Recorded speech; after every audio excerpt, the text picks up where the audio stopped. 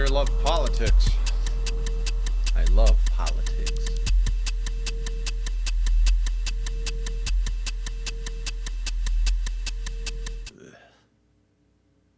Ugh. Ugh. Hi, everybody. We're watching the fucking goddamn State of the Union. That's what we're doing. We're gonna watch the State of the Union. You're gonna watch it with me. Oh yeah, the state of play. We're gonna see the state of play. Why are we watching this? Because politics are important. No, they're not. Politics is fucking stupid. Politics is a fucking waste. But we're gonna watch it. We're gonna see what the State of the Union is like. Let's see what state this union is in. Didn't you ever, like, go home after a long day of work and go, you know, I've been thinking about the state of a lot of things, the state of this glass of water, the state of my life, but how's the union doing? Let's see how that's going. Rate the politicians on their drip. They're all wearing the same fucking thing, man. Except the people in the front are wearing the judges' robes. I think they're delaying World War III for a few more days. This is a Nintendo Direct. It might be a little more exciting. Pablo, please subbed at tier 1. Jesus. Sub for 18 months. Damn. Can't wait to watch the State of Wyoming. Thanks, Pablo, please, for subbing just for me sitting here watching these fucking idiots crowd into a room so they can continue to do nothing. And the Raptor 103 with a sub. Thank you once again. I can't tell you how little I deserve it from just sitting here being mad at people standing around doing absolutely nothing. And God, what is this? There's a hype train because we're watching.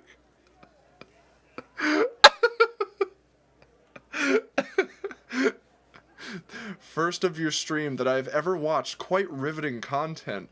Look at that, we're not even a minute in. And the Chames subbed with Twitch Prime. What the fuck is going on?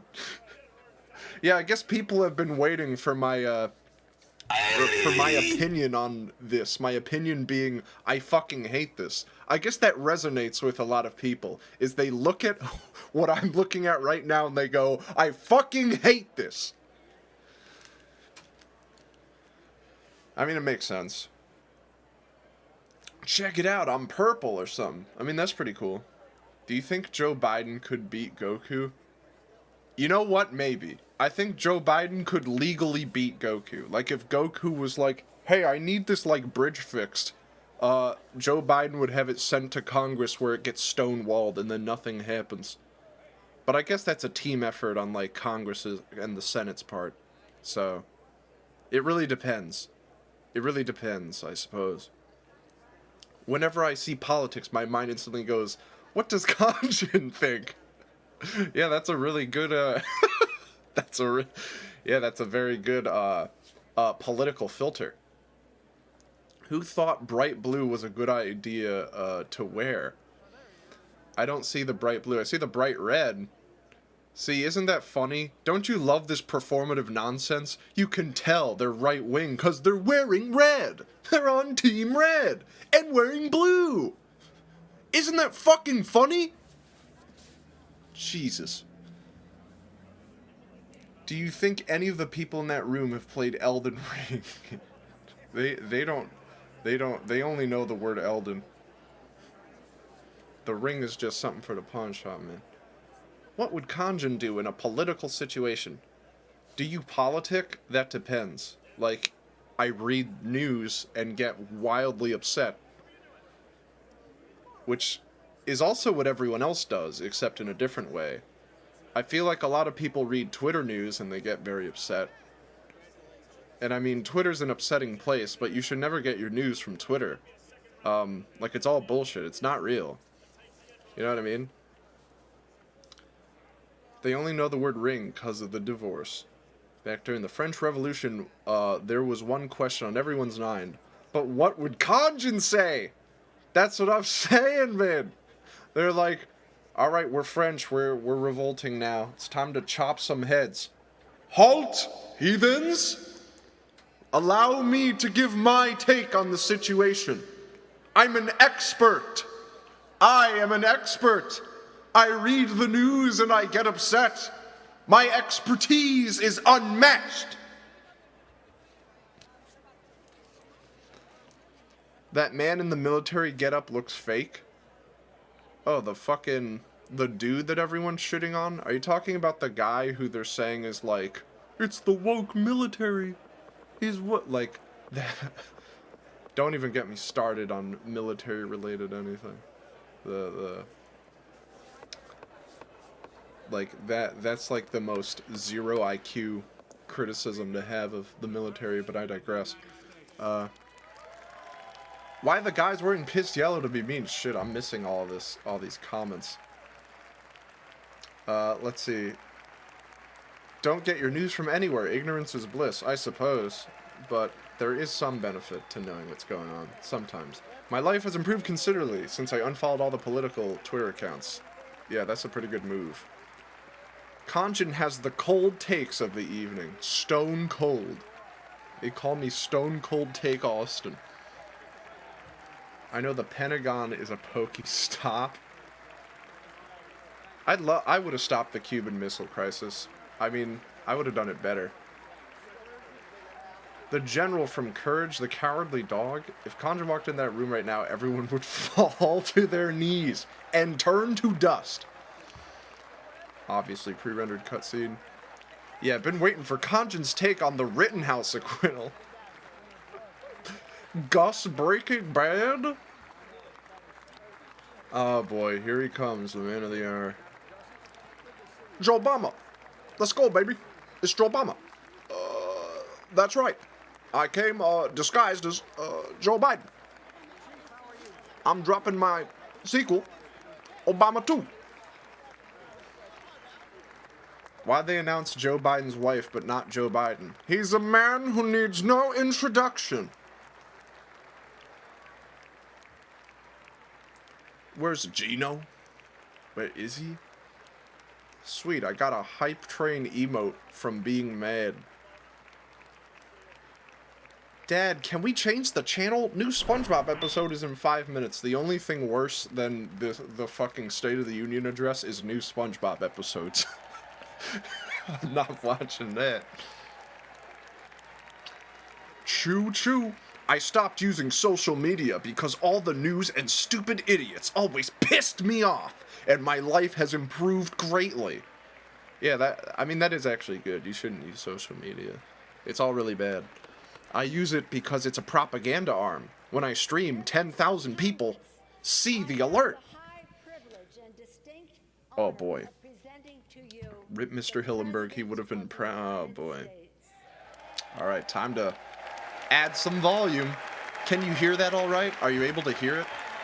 Also, I can't really see it on my OBS, but is the Khonjin character, is me blocking the PBS NewsHour logo? I don't think they're like CNN where they'll take down a fucking channel for watching the president talk, but just in case.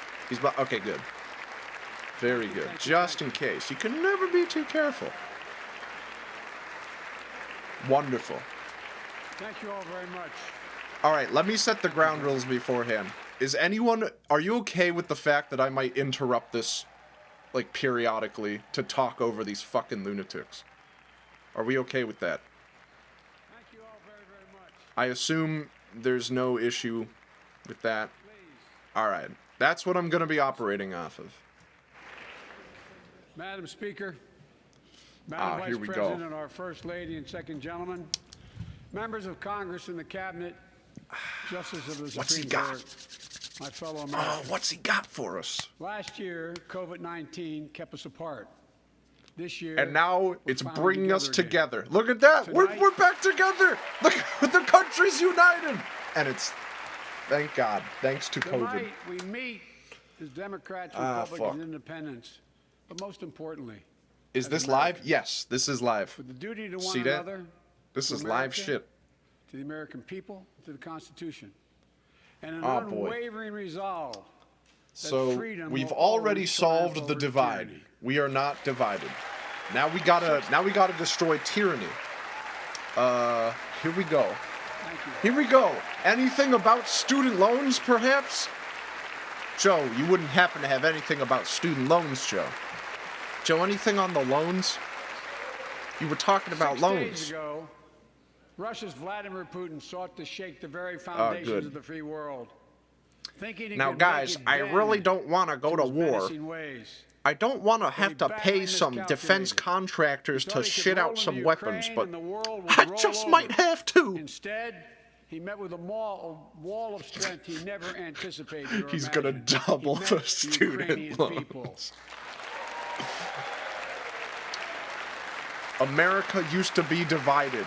Now it's doubled. America is double the size that it used to be. President We are winning. Zelensky, to every Ukrainian, their fearlessness, their courage, their determination literally inspires the world. Groups To every Ukrainian, thank you for the oil. God, I love your oil, man. That shit is sick. I've been guzzling it like syrup. Just busting the cap. Yeah. All right. Zelensky- I'll stop. Oh, shit. I Light turned it down will again. win over darkness.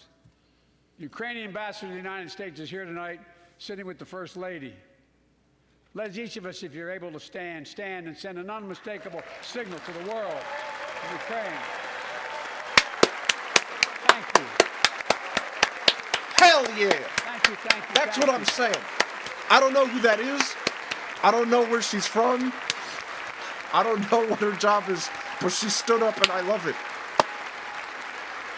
That's what I want. She's bright, I don't know why I she's want strong, it, but I do. resolved.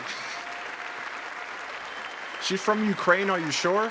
That looks like an Italy flag. I think she's from Italy. She looks Italian. She's gonna make a meatball any moment now. Yes. See, he just... We, the United States, We, the America, United stand States, with the love Ukrainian people. meatballs. Throughout our history, we've learned this All right. lesson. When dictators do not pay a price for their aggression, they cause more chaos. They keep moving, Word? and the cost, the threats to America and America to the world keeps rising.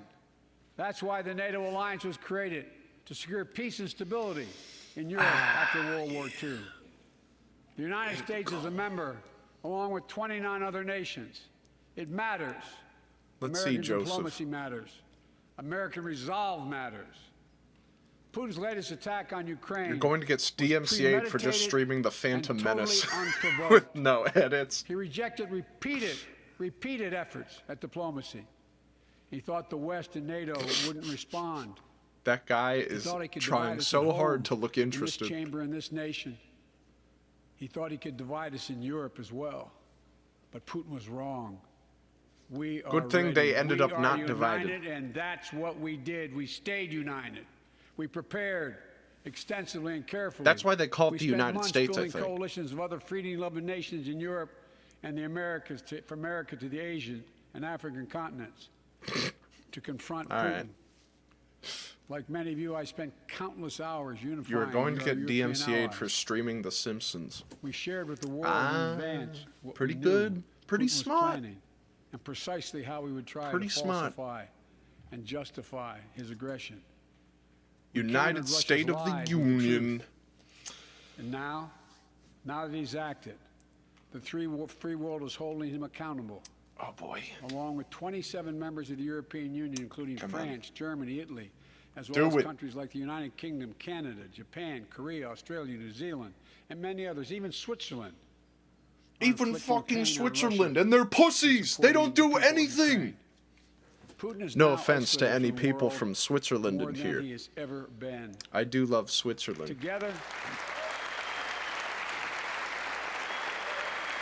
Even the captions are despairing. I have a notification. Oh, what, this? This old thing? Up here? That's from Joe Biden. I'm not going to read it until after the thing. Powerful economic sanctions. We're cutting off Russia's largest banks in the international financial system, preventing Russia's central bank from defending the Russian ruble. Hang on, let's see about this. I want to hear about this. Making Putin's $630 billion war fund worthless. We're choking Russia's access. We're choking Russia's access to technology that will sap its economic strength and weaken its military for years to come. Tonight, I say to the Russian oligarchs and the corrupt leaders who built billions of dollars off this violent regime, no more. The United States... All right, cool. I mean it. All right, let's see this. I mean, he means it. All right, so anyway. Khonjin, have you ever played Everhood? Anyways, see you at home after work. Love you. The Department of Justice is assembling a dedicated task force. That was pretty strong. The crimes of the Russian oligarchs. That was pretty strong there. We're joining with Let's see. European allies to find and seize Someone in my friend circle is Swiss and patriotic, and we make fun of him for it. Oh, that's that's pretty rough, man. Swiss do anything fucked up? No, they're cool, right? Joe Biden's endorsement letter. Gotta be careful what I say here, so I'll say this. Nothing. Damn, you must be hiding some powerful political opinions. Things that would destroy you in broad daylight. If anyone were to ever know. There's so much silver it looks like a retirement home. Fair enough. Finally, no more malarkey.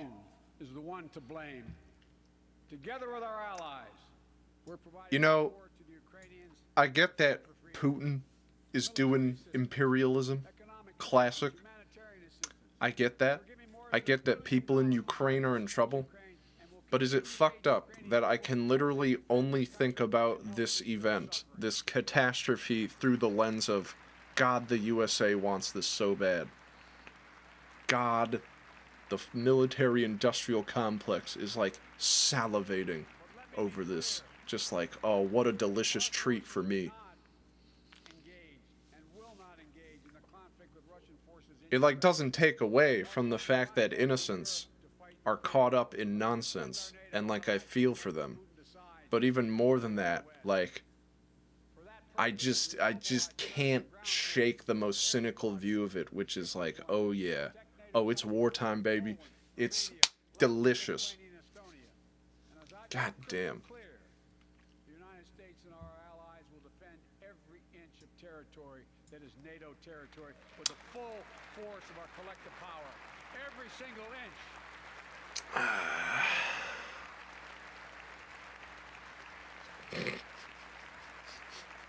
That was pretty cool. They're like whispering to me. Like, wow, I didn't think you'd say it. Why can't Joe just tell Putin to stop the end? Yeah, Joe Biden has the wrong idea about this. He needs to go onto Twitter and do what the celebrities are doing. And apologize for not being his mom. And, you know, every other... I'm not gonna sift through every single blue checkmark take on this. But there has been some classic ones, some truly illiterate points of view on this.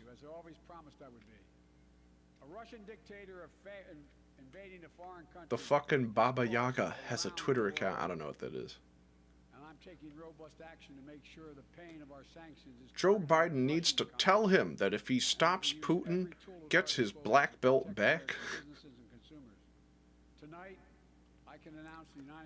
I don't feel like I get that one.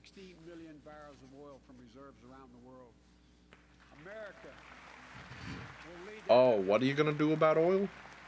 Hang on, let me hear this. Strategic petroleum reserve.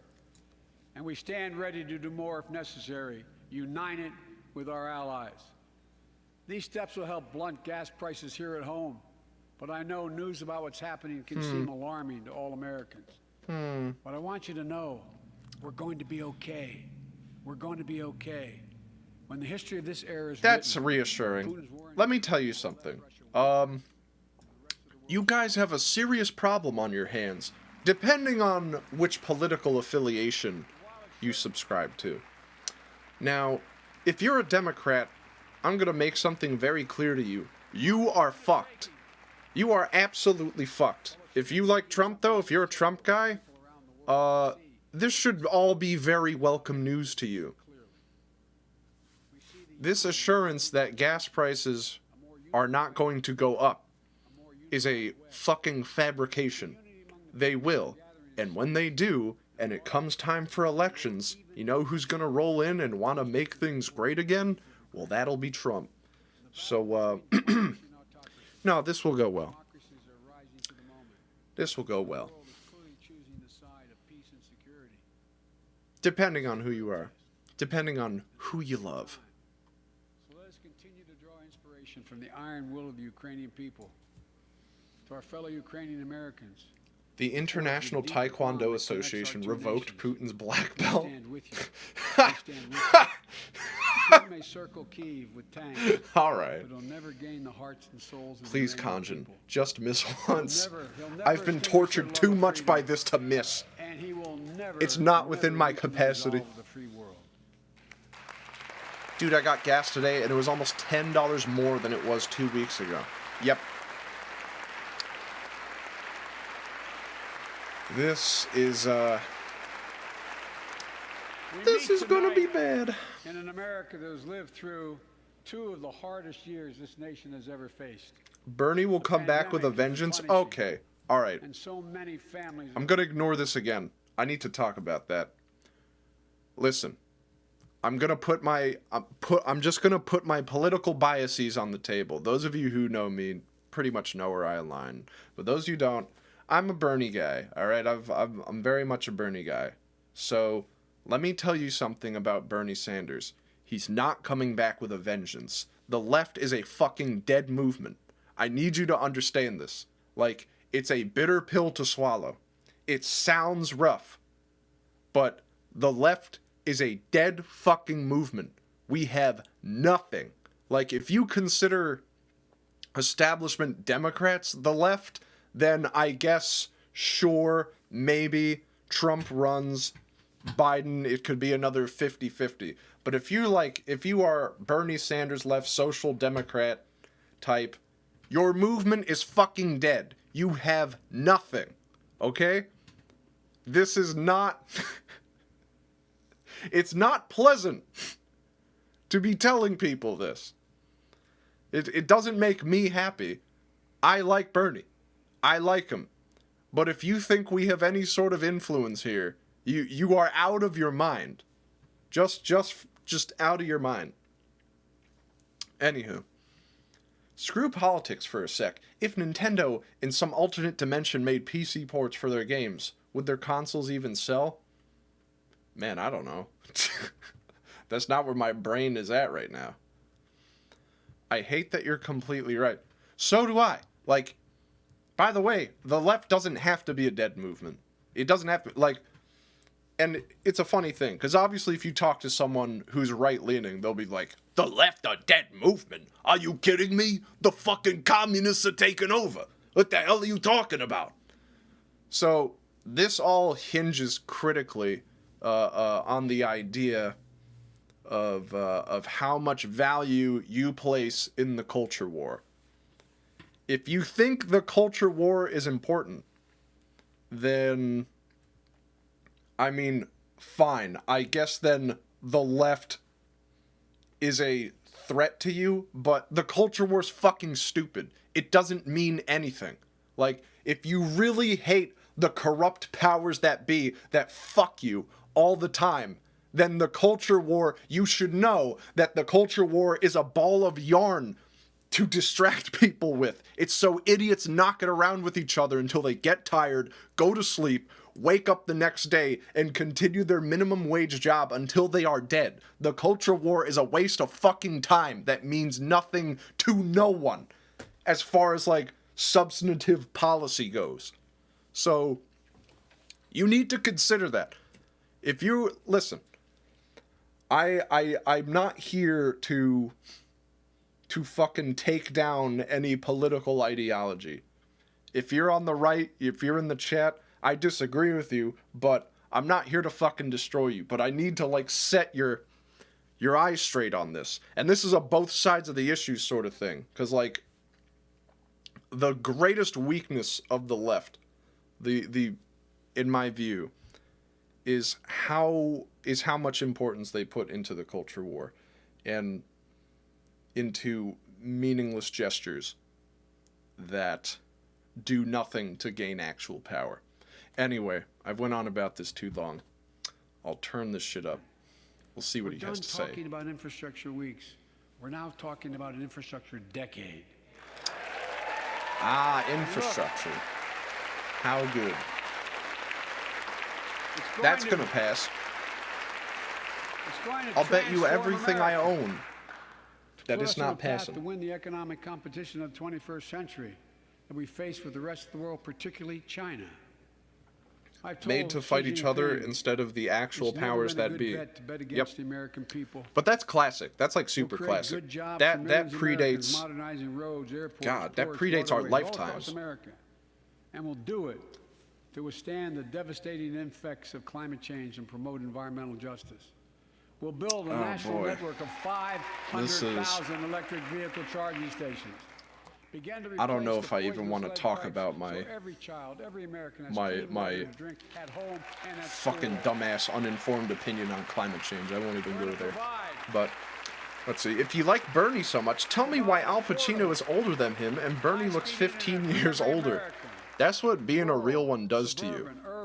And I can say that because, like, people unanimously agree across the aisle. Even people who hate Bernie Sanders. They're like, you know what? I disagree with the guy on everything. I think he's fucking completely wrong. But I'd love to have a beer with him. Because he's not some empty suit asshole. 1,500 bridges in disrepair. You're not here to fucking destroy anyone's politics, but you're probably going to obliterate everyone accidentally anyway. I mean, I just want people to know that, like, I'm not... I don't know, like, I'm not an attack dog for my ideology, because I firmly believe that all politics... Well, online politics. Online politics is definitely sport. It is a luxury. Like, unless you're, like, canvassing and phone banking and doing whatever the fuck, like, this shit, watching this stream, means nothing. Watching, like, Hassan Piker's stream, or, like, Ben Shapiro, or whoever the fuck, whoever your guy is. Like, if it's online nonsense, it doesn't mean a damn thing. It's sports. It's straight up sports. But, anywho. Whew. Alright. They are politicians, and they all lie. It's their job. I know it's their job. But there's, like, a weird... I feel like there are people I know who don't mind that they lie as long as they're their guy. We also need a level playing field. Whatever, I won't get into that. Hey Khonjin, I found a surprise bump on my left testicle a few days ago. Getting it checked out in a month or something. Oh boy, you too! Well, no, I say that as if there is a bump on my testicle. There isn't, but I'm also in the throes of horrible illness, and I'm going to a doctor this week, which I scheduled a month ago, and then I'm going to another doctor a month after that. So, it be like that. It just be like that. A field of dreams? Hang on. Is he going to pass the Field of Dreams bill? That's where Intel, the American company that helped build Silicon Valley, is going to build a $20 billion semiconductor megasite. Up to 8 state-of-the-art factories in one place. 10,000 new jobs. And in those factories, the average job about $135,000 a year. Some of the most sophisticated manufacturing in the world to make computer chips the size of a fingertip. The power of the world in everyday lives. All right, we're gonna defeat NFTs. We're gonna do it again, or make it worse. I don't know. Do you remember Intel what the CEO fucking, Pat what do you Gelsinger think that guy is is here thinking tonight. about? I don't know where Pat is. Pat, there you go, Pat. That guy is probably like, wasn't that chick Italian? They said she was like from Ukraine, but I'm pretty sure that's an Italian flag. I mean, everyone's clapping for her because she's from Ukraine, but that's gotta be Italy. I don't know. That's what he's thinking about. But anywho, this is a load of barnacles. As soon as they figure out how to make electrons not jump between wires on the quantum level. Do you remember on Twitter, like, well, this happened like 3 billion times, where they're like, NFTs are defeated, crypto is defeated, and then it's like not.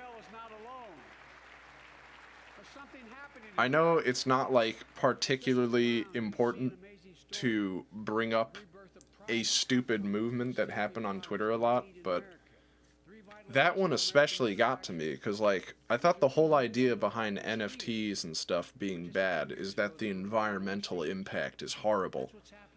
So it's like, the urgency of the situation is, the world is being destroyed by these. We need to do something. But the people who are concerned about it have like the combined intellect of a 4-year-old and don't actually give a shit at all, despite the crazy consequences.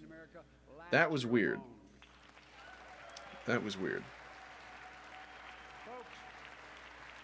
I don't use Twitter. When and how was it defeated? Oh yeah, so this was the one where I shouldn't have even gotten involved at all, but it was like, it was actually so fucking stupid that I don't know, it was incredible. Where they were like, there was this bill that was passed that was like, we can tax your income off of like selling NFTs or whatever, and if you don't pay the tax, then it's considered a felony. And some absolute dumpster brain like zoomed in on NFT and is a felony, and they're like, we did it, we outlawed NFTs. That was wild. It's like, you people really don't care about any of this at all. This is like, this truly is just a really bad anime to you. And it's one of those long ones that never ends. Christ. So, alright, let's turn this back up. I get it. That's why my top priority is getting prices under That child control. is Bernie. Look, He went to the youth our pool and economy was roared made back younger. faster than almost Where? anyone predicted.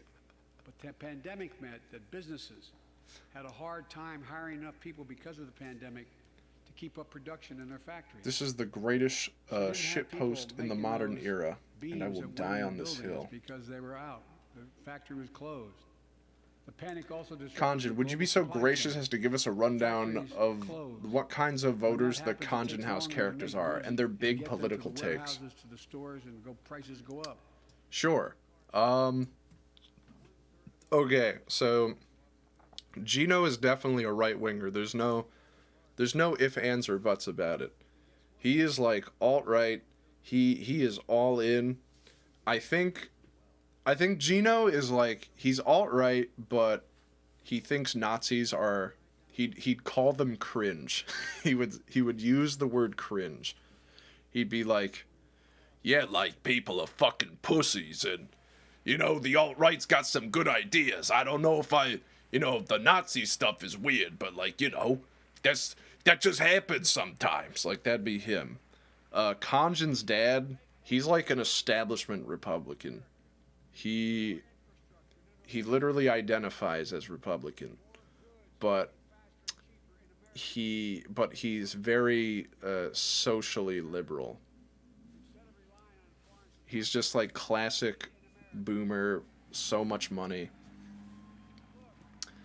Let's see. Gay Spaghetti Chef is definitely, he's like a communist, but like, he's not a hardliner. He's not like he's not a tanky. He's just like he's someone who has a very whimsical view of the world. He just thinks everyone shouldn't have to fucking, like, everyone should just share and it'll all be good. He's not interested in the geopolitics of being a communist. He's just straight up like, yeah, we could all, like, not work and just chill out and it'd be great. Like, that would be gay spaghetti chef. Khonjin doesn't believe in anything. He has no beliefs whatsoever. He will pretend he does, but he is empty. He is just a shell. He will believe whatever he has to believe in the moment to get pizza. There's Is that the kid that people are saying are Bernie Sanders drinking from the youth pool?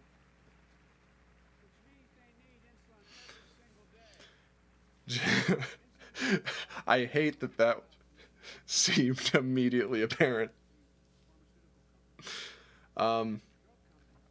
Jafar? I'd say Jafar... That's interesting. Because, you know, You know what? Jafar is probably a hardcore libertarian, right? That makes sense to me, that he's a hardcore libertarian. That's what I think about. You know, yesterday, Joshua's here tonight, but yesterday was his birthday. Happy birthday, buddy, by the way. For Joshua. All right. Yeah, 200,000 other young I've people taken with every type 1 out to not diabetes. talk about the Let's cap the substance cost of insulin this at State of the $35 Union a month. address. So everyone can afford it. What is this? And drug companies will do very, very well. Their profit margin. What? While we're at it, I know we have great disagreements on this floor with this. Let's let Medicare negotiate the price of prescription drugs. Hold on a second. They already set the price for VA drugs. Look, the American Rescue Plan is helping millions of families with Affordable Care Act plans to save them $2,400 Joe is a year on lowering their the health price of premium. insulin. Let's close the I mean, coverage that's gap good and if make that's these true. savings permanent. And second, Like, I'm obviously extremely skeptical of everything let's he cut says, energy but costs for if families. he does An that, average of $500 a year by combating then climate that's change. good. Let's If he's provide proposing an some investment law tax get credit to passed that weatherize allows your it, home which won't and your happen, business. then I don't give a fuck, Be energy because efficient. anyone can do that, Get a and tax that's credit all he for it. has. Double America's clean energy production in solar, wind, and so much more. Lower the price of electric vehicles, saving another $80 a month that you're not going to have to pay at the pump. Folks, third, Yeah, get up there, I guess. All right, let's see. third thing we can do to change the standard of living for Oh, hardworking Biden can just lower the price of insulin? He can just do that? No, he can't. Unless he pulls some crazy ass sign an executive order to do some shit, which first of all, I don't think, If you live in a major city in America, I don't know if that you pay applies here, and also $14,000 a year he for childcare does for not your want to sign child. executive orders like this. He I just, was a single dad for 5 years, raising 2 kids. I had a lot of help, though. I had a mom, a dad, a brother, Oh, and a boy. sister that really helped. But middle class and working folks Is this- shouldn't have this to is pay the more story. than 7% of their income to care for the young children. My plan, 7% of their income. I could would only cut the imagine. cost of child care in half for most families. Biden has a slider And on his help presidential parents, desk including that says millions of women insulin who left price the that workforce he during can the just pandemic move up and down. because they couldn't afford child care to be able to get back to work, generating economic growth. But my plan, I get that he is essentially powerless here. more affordable housing, pre-K for 3 and 4 As far as passing the actual legislation goes, he's not powerless in what he does to the to the members of the Senate in the 50-50 split. I mean, I guess he has to compete with the donors of Kirsten Sinema and Joe Manchin, but like, I may be wrong. it always seems to happen that those types show up. Just always happens. We all agree that the present tax system ain't fair. We have to fix it. What would Gay Spaghetti Dog say about this? He'd probably say bark or rut-row. Where's the Applebee's advert? Oh, I should have prepared that. I really should have done that. Last year, Okay, I can't take any more of America. I'm off to sleep. and Tom Carper, Night, Euro friend. distinguished Congresswoman, we come from the land of corporate America. There are more corporations incorporated in America than every other state in America combined. You know, it just dawned on me how much of a The point is, horrible even they idea this understand we was. should pay just a fair share. Last year, Like, 55 of the Fortune 500 this is essentially just going to be Joe Biden's wish list for things zero. he wants, things that cannot happen because of our current predicament. That's why I proposed a 15% minimum tax rate for corporations. We've got, Yeah, that's why he proposed it. and that's why in the G7 and other meetings overseas, we're able to put together, I was able to be somewhat helpful, 130 countries agree on a global minimum tax rate. So companies can't get out of paying their taxes at all by shipping jobs in factories Khonjin, overseas. what is our current predicament? Here is our current predicament. That's why I proposed Joe closing Biden loopholes for cannot those get who don't any of his pay agenda a lower passed. tax rate than a teacher and a firefighter. Gas prices and everything the fuck else are about to skyrocket in inflation Lower the cost due of to the travel. conflict in Ukraine, What are we waiting for? among other mitigating factors. We all know we've got to make changes.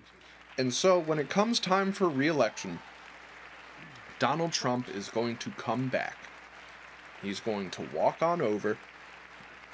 It's not going to matter why the gas prices are inflated. It's not going to matter why everything else is inflated. Let me make this clear. You might be thinking to yourself, well, it's not his fault.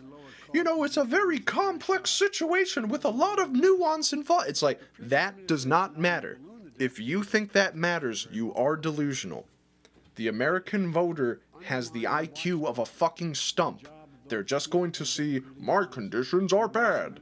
And Donald Trump's going to show up and be like, I'll fix it.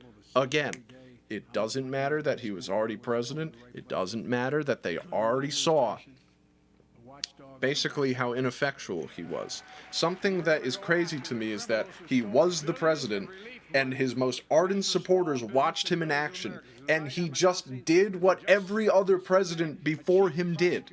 He it's wild to think about, but he was pretty fucking establishment. But they're gonna forget. They will forget this.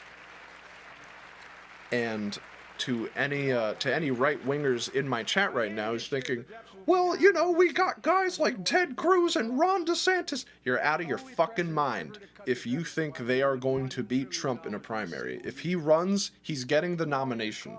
That is like non-negotiable. That is, I will... If there are any right-wingers in my chat watching right now who want to place a bet on me with this, I'll bet every dollar I own. Granted, it's not a lot. I have fucking nothing. But if you want to make that bet, if Trump runs, which he will, he will be the nominee. All right, Khonjin, honest thoughts. Riverdale or Euphoria? I don't even know what that is. Straight up, I don't know. Got no idea. I live under a rock.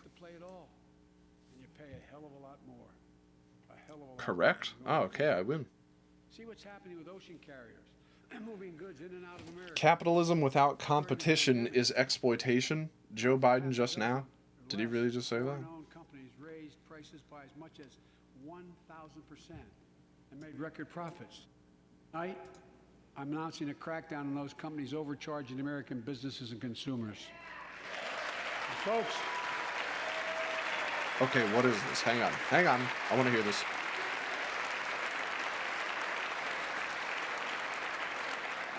and as Wall Street firms take over more nursing homes, Who is quality in this those guy? homes has Why gone are you down, streaming him? and costs have gone up. This is Barack Obama. That ends on my watch. He is the Medicare is president going of to set higher Microsoft. standards for nursing homes and make sure loved ones get the care they deserve and that they inspect and they will look at closely. We're also going to cut costs to keep the economy going strong and giving workers a fair shot, provide more training and apprenticeships, hire them based on skills, not just their degrees. Let's pass the Paycheck Fairness Act and paid leave. Oh, God damn. Yep. Raise the minimum wage to $15 an hour. Here it comes. And extend the child tax credit so no one has to raise a family in poverty. All right. Let's increase Pell Grants. Okay. Our historic support for HBCUs. Let me lay it down for you. As you might have guessed, let's pass the blank means it's not going to pass. First off, in fairness, the things he wants to pass, they're not bad ideas. But it doesn't matter. It really doesn't matter if it is a good or bad idea. If it has no chance of passing, $15 minimum wage, it won't pass. Now, granted, $15 minimum wage is not, like, I'm for it. If you're against it, fair enough. But there's a super cool mathematical equation that is used to determine how much of a minimum wage, like where the minimum wage can be, what the economy can handle. It's based off a bunch of averages, and if you want me to bore you to death, I'll tell you about it. But if I recall correctly, I believe the number that can be sustained is 60% of... Come on, I can remember this. I'll put that on hold. Khonjin, what do you like better, pancakes or waffle? Oh my god. I went from like 10 billion IQ question to like 3. You know what? I'll say that that's tough. I'll go with waffles, because you can just put syrup in the little holes. It's good for holding that. And waffle makers own. But French toast is better than both of them, so I'm just going to say that.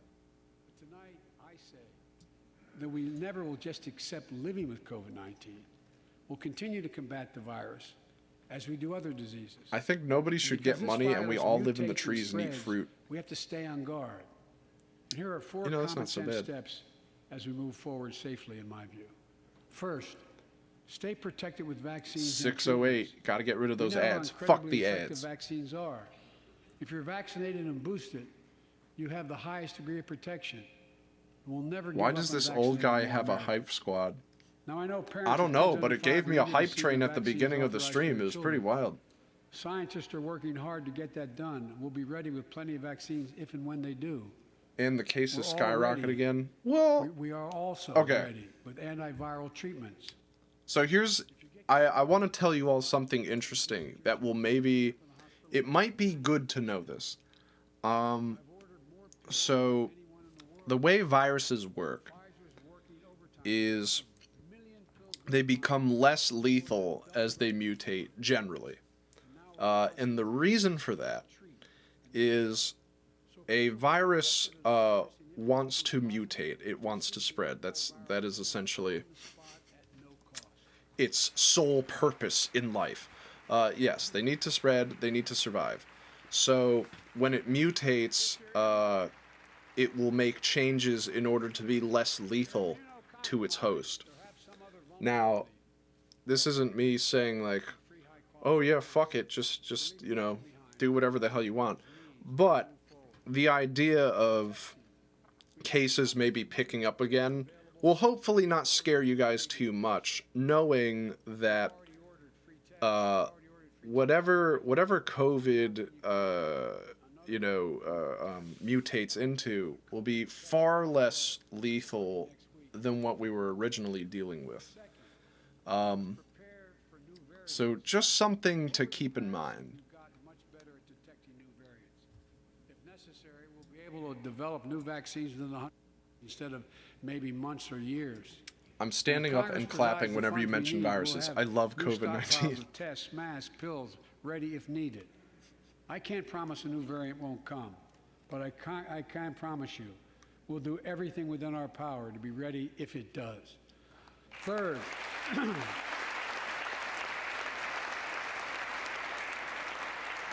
we can end the shutdown of schools and businesses, especially the we have the more you tools we become need. immune to it.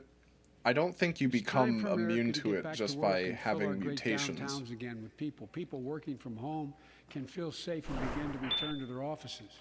We're doing that here in the federal 2% death government. rate, that's all I The gotta vast say. majority of federal workers Freak out when it's will 20. once again I work mean, in listen, person. Our let's. schools are open. I get that Let's keep it 2% that isn't way. a high Our death kids rate, need but to be in school. that shouldn't really. It shouldn't be like, oh, well, it's low. It's like, I'd get it if the steps you had to take to prevent it from spreading were, like, insane. But, you know, a fucking mask is like a piece of cloth. I never understood that. Like, 75% of adult Americans fully I vaccinated. get the deal with the fucking, like, you know, people sort of have this argument going on about, like, the vaccine mandate. And I understand why that would be a heated argument. But I think even that has a simple solution that most people are sort of advocating for, which is, like, you either have to get a vaccine or just get tested, and then you don't have to get the vaccine if you don't want, and then you make sure people are safe without having to do that. But, you know, as far as, like, that's why I never understood the mask thing. It's like, even if it's only 2%, it's like, why not do it if it's just wearing it? It's like, it's so easy. Like, you don't have to do anything else, you know? That one's always been weird to me. Like, why that was a big deal. So, anywho. Let me see. I think COVID is projected to become like the flu, where it flares up every year or so, but becomes less lethal. I mean, that sounds like it makes sense. I'm not the expert here. But that sounds like it makes sense. I've been lied to. Out of 7 billion people, 2% is a lot. I mean, even taking the math out of it, it's like, generally the 2% are the most vulnerable of us. So it's like, you know, is it really worth that risk just to not wear a mask? Like, I don't know. Again, the vaccine mandate is its own argument. It's its own complicated argument. But a mask is nothing. I don't know, you put it on, you take it off. It's like, I don't know. I mean, I'd be interested to hear an actual rational argument that's, like, anti-mask. But whatever. They were responding to a 9/11 call when a man shot and killed them with a stolen gun. Uh-oh. Officer Moore was 27 years old. Officer Rivera was 22 years old. Both Dominican Americans who grew up in the same streets that they later chose to patrol as police officers. I spoke with their families. And I Isn't told it a them bit they were coincidental forever in that debt for their sacrifices, anti-maskers are dying? and will carry Makes you on their think the mission to government- restore the whatever. trust and safety of every community deserves. Like some of you that have been around for a while, I've worked with you. Yeah, hang on. Yeah, wearing masks in public as a preventative measure was normal before COVID anyways. I really agree.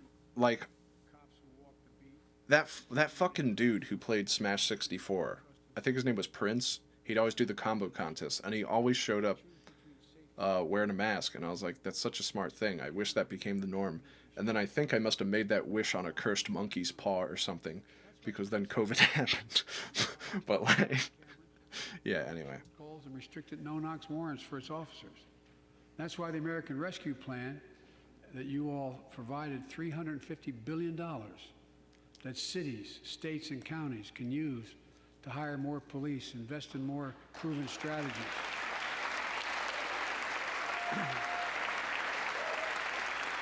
Hire more police. Oh boy. Proven strategies like community violence interruption, trusted messengers, breaking the cycle of violence and trauma, and giving young people some hope. We should all agree the answer is not to defund the police, it's to fund the police. Fund them. Fund them. All right. Okay.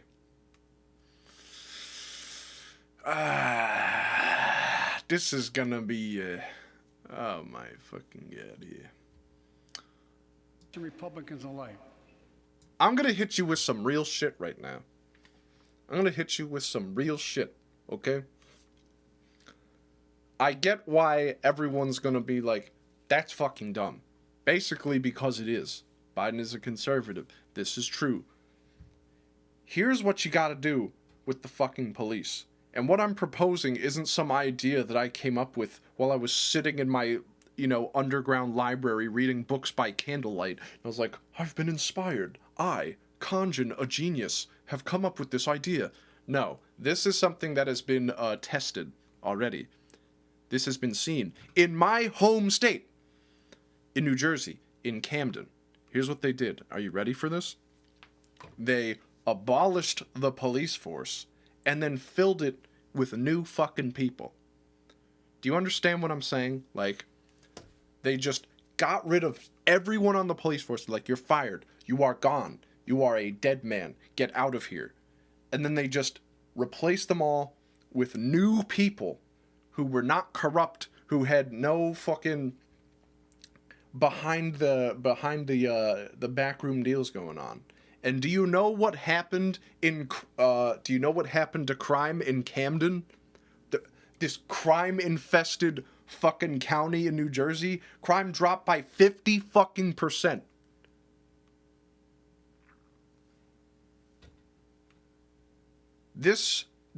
So the idea that you have to fund them more is insane. 50%, half. Now, here's the caveat of that. Camden has so much goddamn crime. So half of that means there's still a lot of crime, okay? But 50%, crime was halved by 50 by getting rid of all of the fucking cops and replacing them with new ones. It's just like term limits for law enforcement. Wait, what is this guy? Is this guy having a heart attack? And we all know, no matter what your ideology, we all know one of the most serious constitutional responsibility a president has is nominating someone to serve on the United States Supreme Court. I don't know what that was all about. I thought he was dying on camera. 4 days ago, I've nominated the Circuit Court of Appeals. This is a lot to take in. I think I'm going to go do something else. See you guys another time. All right, see you. We'll continue in Justice Breyer's legacy of excellence. If anything, cops need to be more trained to actually de-escalate. Former top litigator in private practice. Like, that's fair. Former federal public defender. If I'm not mistaken, cops training is like fucking 8 hours, and then they give them a gun, and they're like, go for it, man. Can I go back to that guy? And former judges supported by Democrats and Republicans. Folks. Hang on, I just want to go back real quick. I'm sorry. Constitutional scholar, retiring Justice of the United States Supreme Court. He's retiring. Justice Breyer. Oh, isn't that nice? Thank you for your service. Thank you. Please help me. I'm dying. Someone help that man. No, I was just kidding, guys. Guys, I was kidding. You're making me blush now. I was joking. I'm joking. I'm not dying. What are you talking about? Come on. Come on, guys. We're having funny. Is nominating someone to serve. All right, I'll put it back. On the United States. I'll put it back. Catch more human traffickers. We're putting in place dedicated immigration judges in a significant larger number so families fleeing persecution and violence can have their cases heard faster, and those who don't legitimately hear can be sent back. We're screening. I'm glad I spent my $1,200 Joe Biden check on cryptocurrency. What an investment. Refugees and secure their own borders. We can do all this while keeping lit the torch of liberty that has led a generation of immigrants to this land. My forebears and many of yours. Small B, 90-year-old man on the edge of death. Those with temporary status, farm workers, essential workers. Revise our laws. Oh, man. So business Khonjin, how do you make a living? Doing this. Don't wait decades to reunite. I make a living off of Patreon. By the way, that's why the immigration reform is you should go to my Patreon. You should do that. You should. Let's get it done. It's one of the buttons, and it's cheaper than a subscription. Folks. No, I had a job, and then I got very sick. And now I have to wait until I get better to get another good job. Protecting the rights of women. The constitutional right affirmed by Alright, I felt Wade bad for stated leaving. I'll stay a bit President Trump longer. attack as never before. Were, We wanna go forward, not backwards. were you We must guilted? protect Did you access to feel healthcare, guilty for leaving? preserve a woman's right to choose. It's and pretty continue funny. to advance I'm already a maternal patron, healthcare then for you're all already a Americans. fucking G. And folks, for our LGBTQ plus Americans, Sorry, I don't know why let's her face just finally made me get laugh the really hard. Bipartisan Equality Act to my desk. I was a The patron onslaught for of almost state 2 laws years, I targeting think, but then I transgender went to Americans college. and their Sorry. families. Nah, don't be sorry, It's man. You simply gotta do what you wrong. gotta do.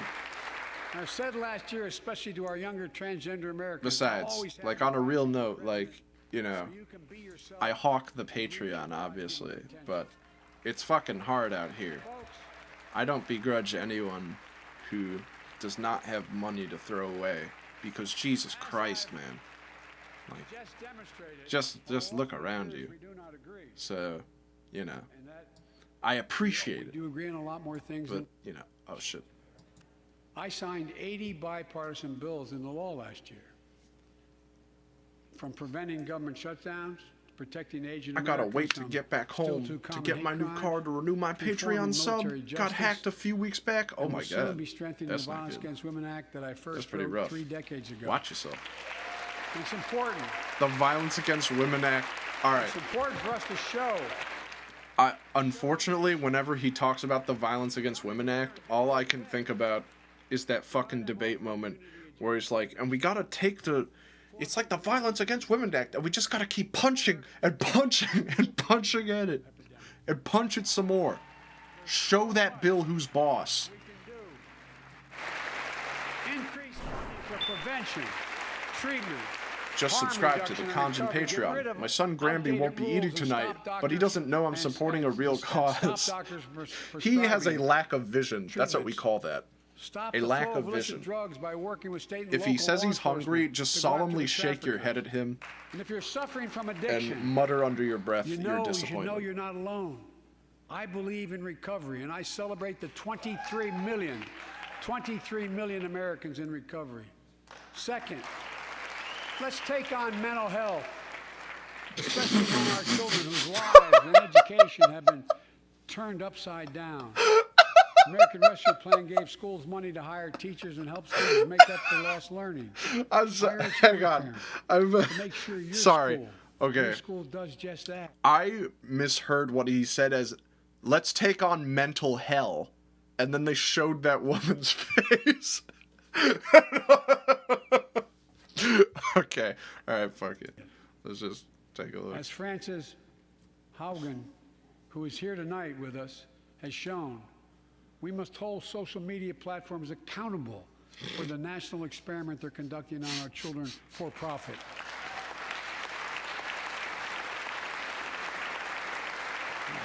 Folks, Let's thank take on mental hell. We already thank you for are. the courage you showed. Hi, I just got here. It's time I to don't know where I strengthen am. privacy Who are you? protections. Oh, I'm Ban targeted Khonjin. advertising to children. I make the Demand greatest tech content on companies the stop face of the planet. collecting personal data on our children. And let's get all And this Americans is the state of the mental health onion. services they need.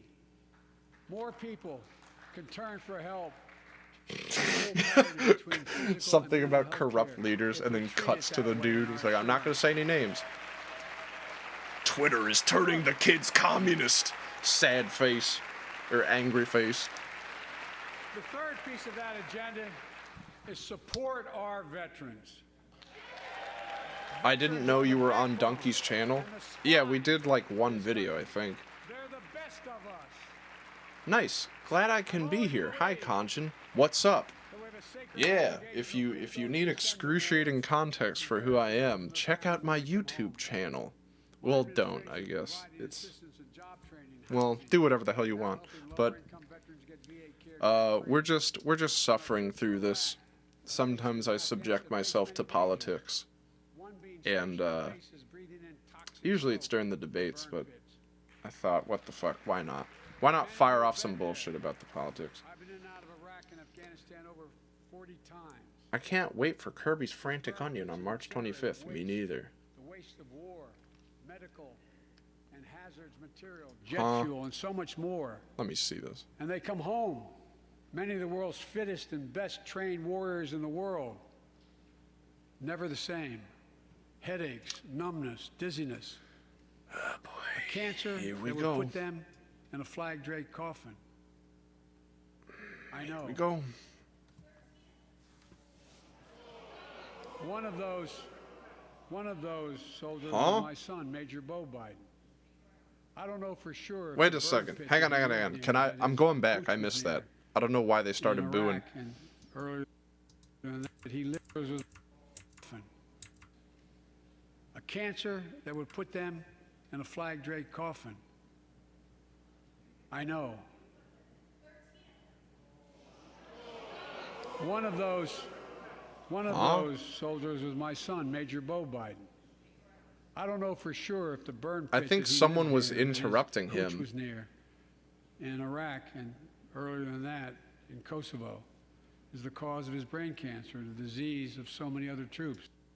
But I couldn't hear what she said, but I assume that there will be a Twitter mention to the right where it's like, fucking a bastard guy says this at the State of the Union.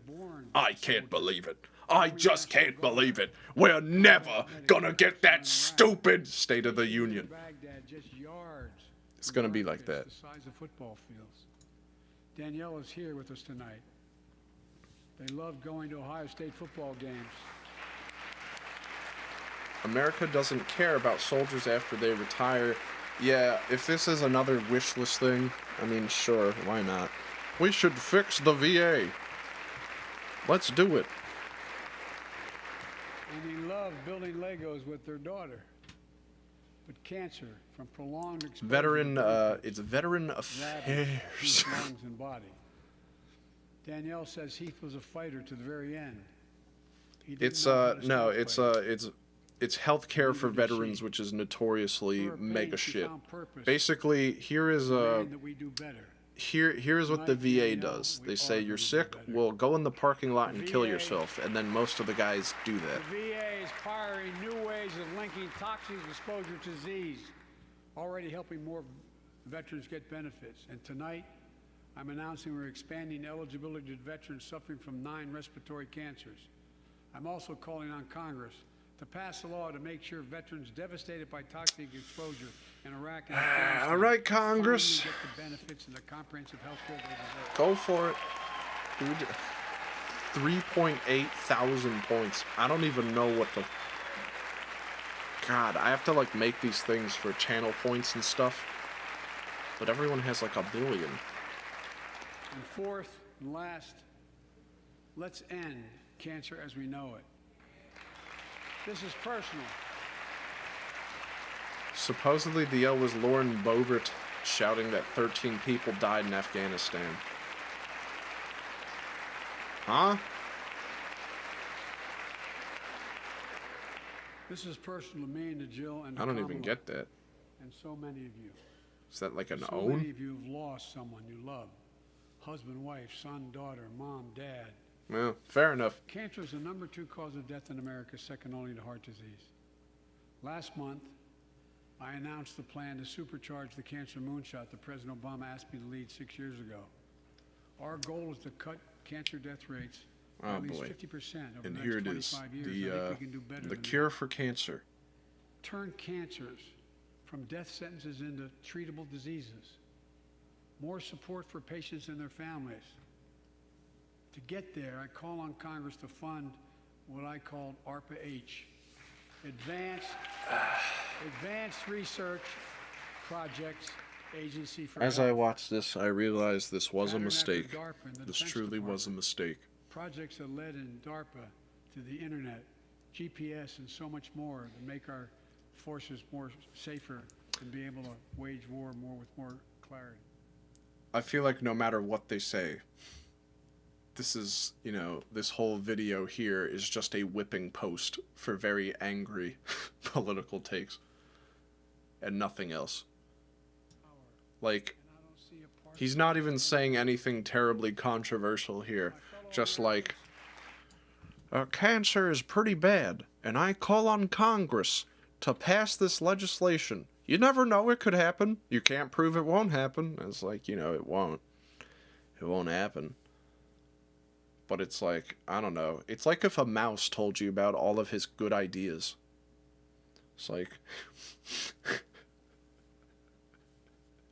just this little creature crawled out from the wall and was like, I have some really good ideas. And it's like, that's cool, mouse, but you're a mouse.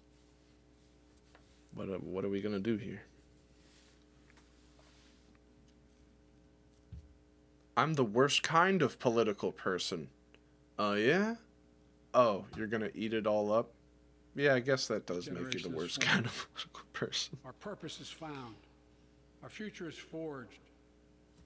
Well, I know this nation. What are your thoughts on this? We shouldn't be killing people. Biden's new controversial opinion. Expand fairness and opportunity.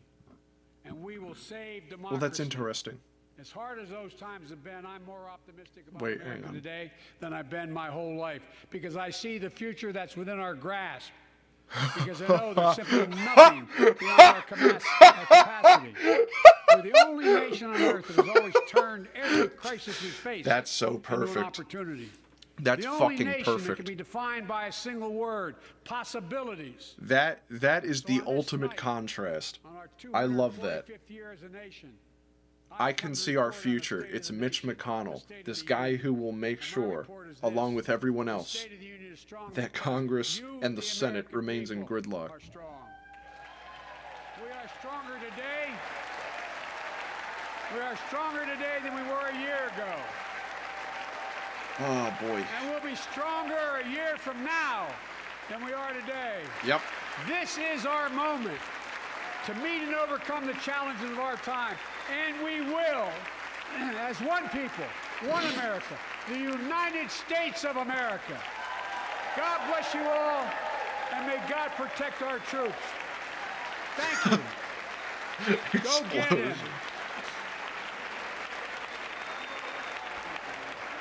Well, that's it. Oh, shit. Hitting 3 made it go all the way back. All right. It's over. It is over. Gun? What gun? I don't have a gun. That's foolishness. State of the Union time loop. Unico Joe, I love you. I think Biden should give Mitch a smooch. Or maybe. What did we learn here? Does saving lives sell? Question mark? It's not looking to be very profitable. I don't think we're going to increase anyone's bottom line by saving lives. I think we need to start putting the harvestometer, dial that up to 11. It's at about 10 right now. Can we watch porn now, please? Question mark. Well, you know what? Why not? Well, just a little bit. I mean, we can watch a little bit of porn, right? It's not against the rules. There's nothing in the rules that says we can't watch pornography on Twitch, right? No one has officially decided that.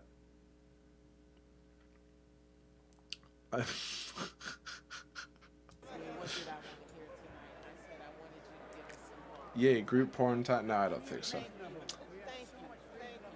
F in advance. I don't think so. I think it's allowed. Alright. Yeah, just set the stream to 18+. Sorry, I got news for you. Is that John Goodman? Where? That guy? Is that guy supposed to be John Goodman? I own Twitch. Go ahead and stream porn. Well, okay. If you say so. But if you tell on me, you're fucked. Although, as well, there's something that seems deeply fucked up about transitioning to pornography from watching the State of the Union address. You can stream porn, but you gotta be a girl, though. What? Do girls, like, stream themselves watching porn on Twitch? Is that real? What are you talking about? I'm already horny. I have a fetish for platitudes. Wonderful.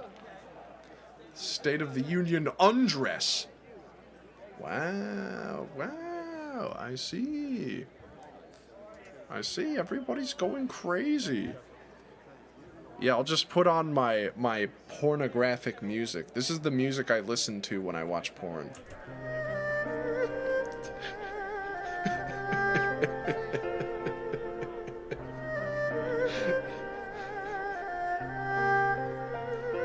Silence in my chamber. I need complete concentration.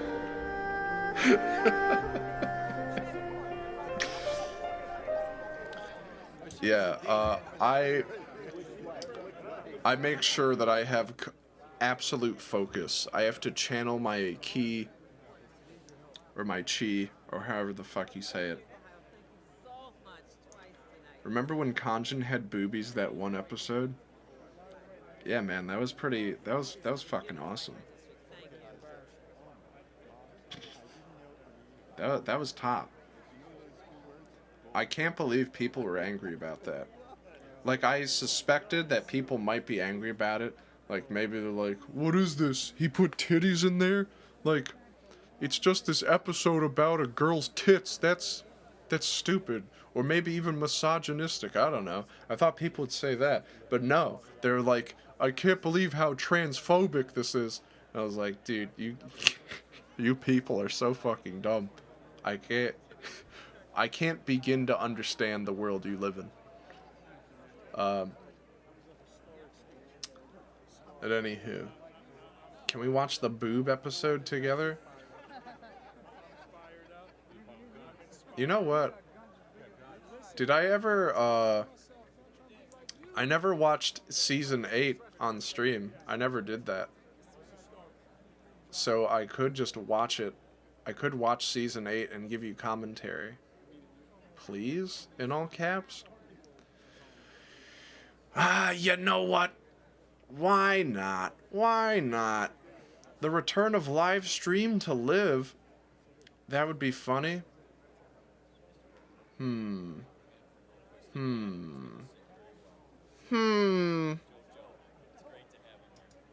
Let me see. Ah, fuck.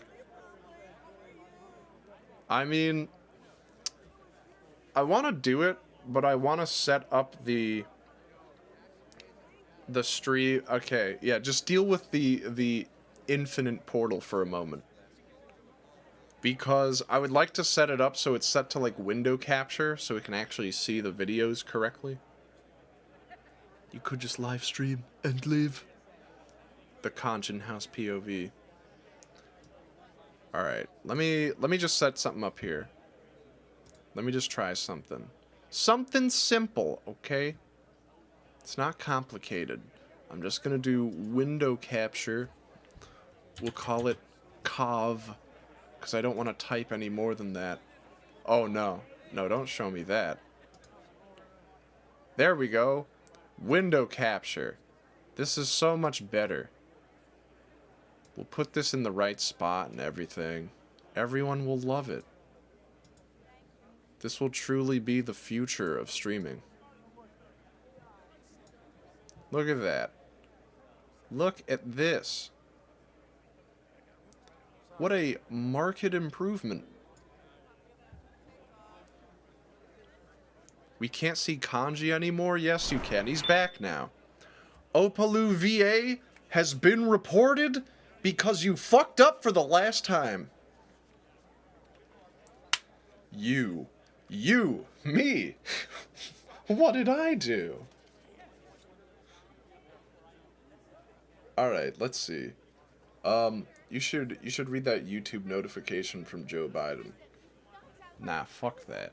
Fuck all that nonsense. Alright, we're gonna watch season 8.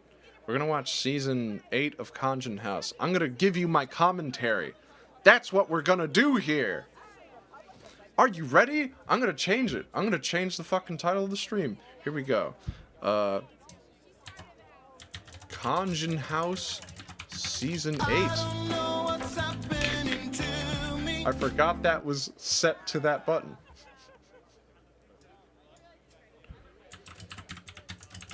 last season live.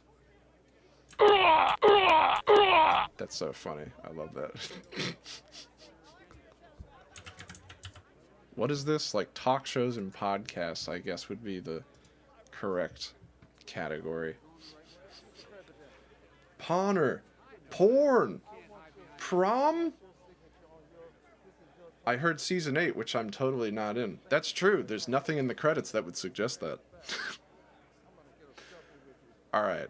I could put it out on Twitter.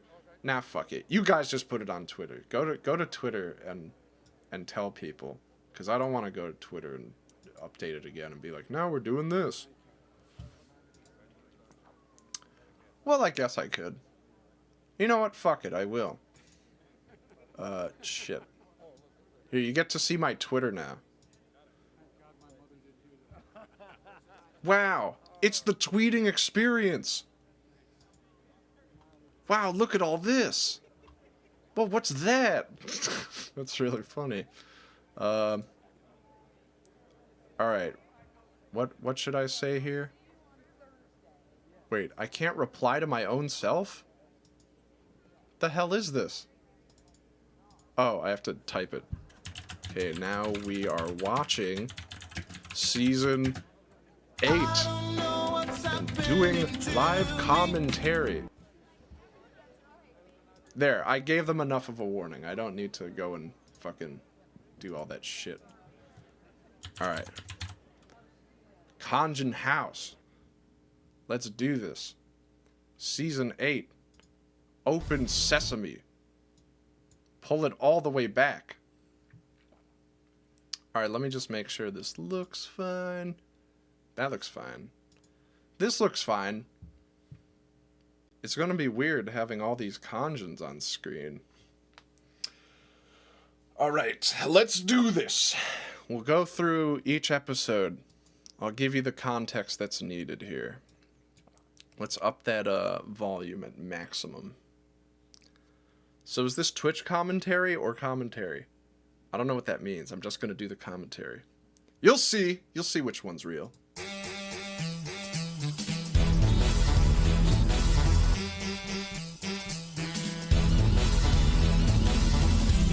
God damn this shit. Time for a pleasant surprise. No, we're not, because I'm not going to do anything, and then there's nothing. So, nothing is hit. So, for those of you, I mean, you should be aware of this. He opens up with that because the first episode coming back is called We're Back. That's all. Anyway, let's do this. Let's do this, man. There's some crazy stuff going on Oh, hey, outside. Gino, I never invited you here, and go home, because I ain't coming back. Good. Nobody wants you back. I don't need this. I have a website now. I bet you've never even heard of Angel Fire, because you Yeah, probably fun don't with your read. website. You're illiterate, Gino, and Yeah, all everyone right, knows bye. it. That song, by the way, that's like a super ancient ass ringtone. It's like a Motorola ringtone for an old phone. It is good. The composers for those old phone ringtones, I think, were just like video game music composers that they're like, yeah, just do what you normally do, except for this shitty ass phone. And they would just pop off. They went fucking wild. So, yeah, we just gave the phone the Motorola thing. Whatever. Alright, let's do it. Fratelli's Pizza, no relation to the racist one. What can I get you? Yes, hello. I was just calling to say that We should bring back Congelos. What? Okay. Who is this? It's Mr. Demp. Spell it. I'm sure that's not necessary. It's just a No, five-letter I word. insist. Okay, well, D as in Demp, E as in Emp, M as in Mr. Demp, P as in... Yeah, I'll be sure to send the message. Khonjin. All right, I'm back. You convinced me. What are we doing? What do we do first? Oh, no. Oh, God. You make me Yeah, so I mean, I don't know. I'm not sure what context I can give. I mean, Mr. Demp was just like, I don't know. I was taking a shit and I thought about it. I was like, that's kind of funny that you can do that with the... Oh, I remember what it was. I was like on the phone with some fucking student loan asshole. And they were trying to tell me something over the phone. And everything they said sounded like another word. So they would like use the most unhelpful examples. They'd be like they'd be like M as in mon, and it's like, what's mon? Mon isn't a word, so I guess it's non. But non really isn't a word either. It's like kind of a word. It's like, instead of degradable, it's like non-degradable. It's like, what the hell is that? And they did that for like 2 letters. That's what it was. So then Mr. Demp was born of that. So thank you, student loans. Thank you so much. Anywho, this is my... Okay. I've said this a million times, but I'll say it again. No matter how you feel about season 8, this episode is a masterpiece. This is one of the masterpiece episodes. I don't care if no one likes it. I don't care if people say it's bad. Like, if you don't like the one we just saw, it's like, yeah, sure, fair enough. It's like, it's pretty regular, fine. But if you don't like this one, you're just stupid. Like, this is this is a masterpiece. This is my master. Anyway, let's get into it, because this episode has so much fucking lore. There's so much to this one. It's chock full of it. That's what makes it good. The episode itself without it, probably, maybe it's not good, but I don't care. Anyway.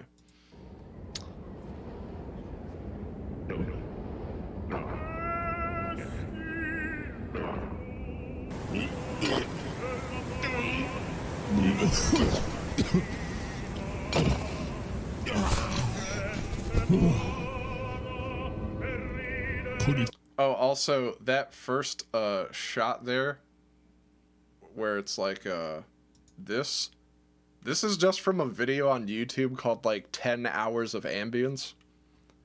So I'm sure this was probably recognizable to a lot of you who saw this at first, because it's good to go to sleep to. It's like, this would make a great like establishing shot for like a fancy movie. But anyway, we'll go back.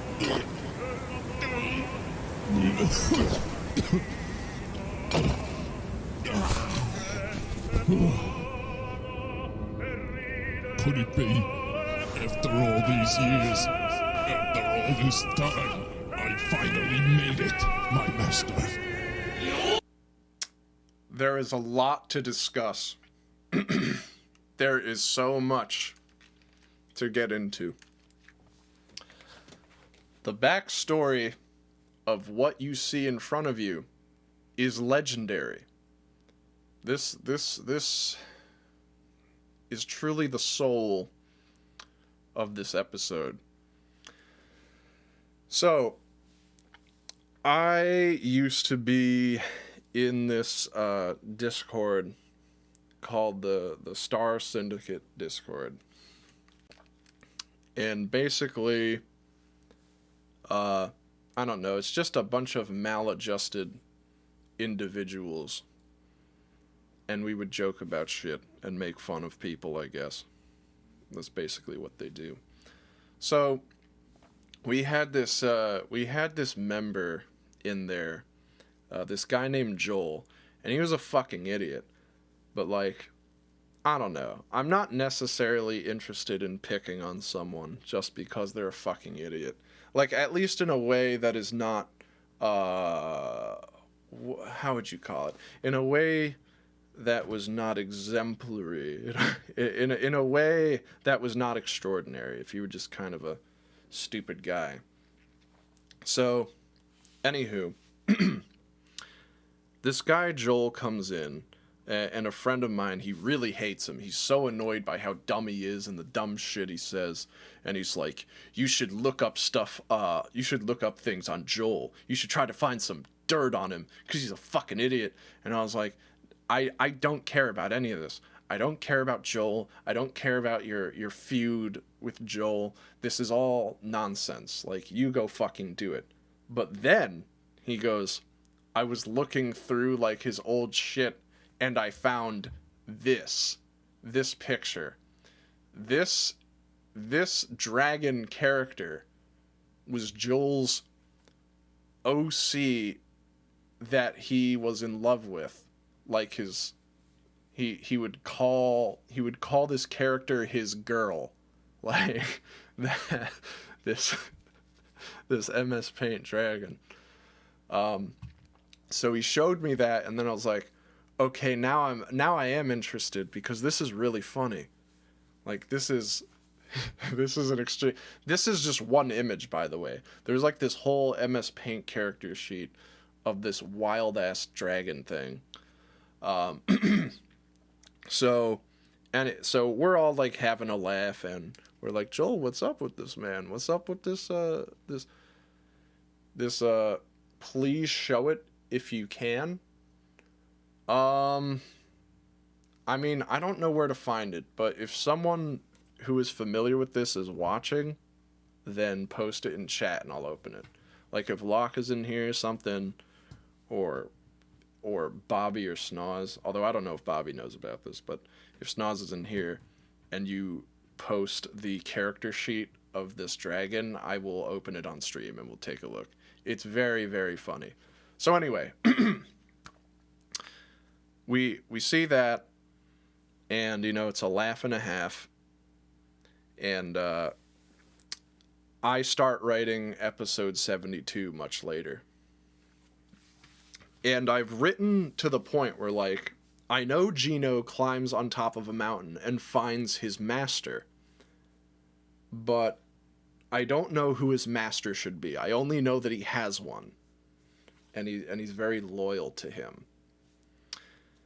And so I like floated the idea in my Discord. I was like, what if the master was the blue dragon that Joel drew? Because that'd be funny. And then Locke says, for reasons I can't explain to you right now, you should do that. It's like, wait, what do you mean? I want to know. And he's like, all right, we'll keep this on the down low and I'll tell you what's been going on. Now, I'm going to hold off on that story because it will spoil what happens next. So we'll continue. We'll continue with this. But yes. Master, I come to you in the gravest of circumstances, for I have one wish that I need granted.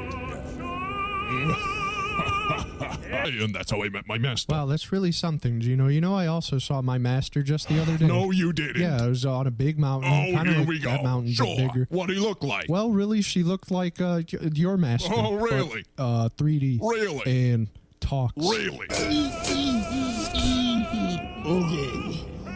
Okay. We made it. Let's see. My master. What? So what Locke revealed to me when he told me I should do it for reasons I can't explain right now is that behind everyone's back, he and Chris and I think Ruth were commissioning people on Fiverr to make 3D models of the blue dragon. While at the same time that I had casually suggested that the dragon should be Gino's master. So then an unholy alliance started forming over this. I said, well, listen, you give me the 3D model of the dragon, and I will make Joel's dragon Gino's master. And then, so it was agreed.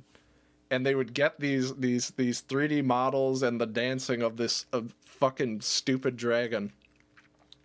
And then finally, it came down to it came down to who should voice the dragon, and it was like, oh, Snoz, obviously. Because Snoz is the one who fucking hates Joel, hates his dragon, and was the one telling me to shit on him. So it'd be really funny if I could, like, somehow finesse him into voicing the dragon. So I went into a voice call that Snoz was in when he was super fucking drunk. He was just like, he was so goddamn drunk. And I went in and was like, can I just record your voice for like Khonjin House? And he was like, sure. Unbeknownst to him that he would be voicing Joel's dragon. So anyway. I have returned you, oh master. I have traveled a far distance to seek your wisdom once again. Why is it talking like that? It works. That's not important, master. I have a wish I need granted once again. I have come with an offering, just like you.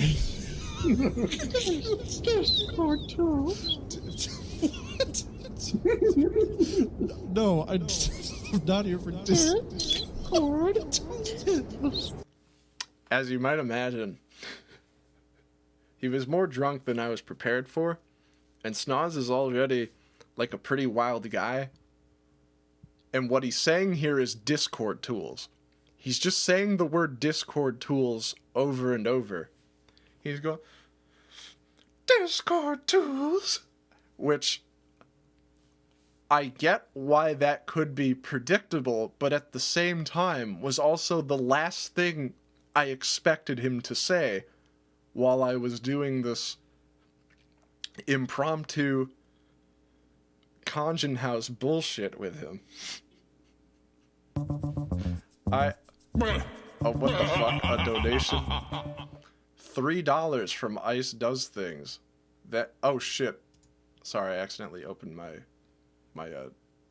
Discord, but anyway, ironically enough. So, this is what ensued. Shut up! No!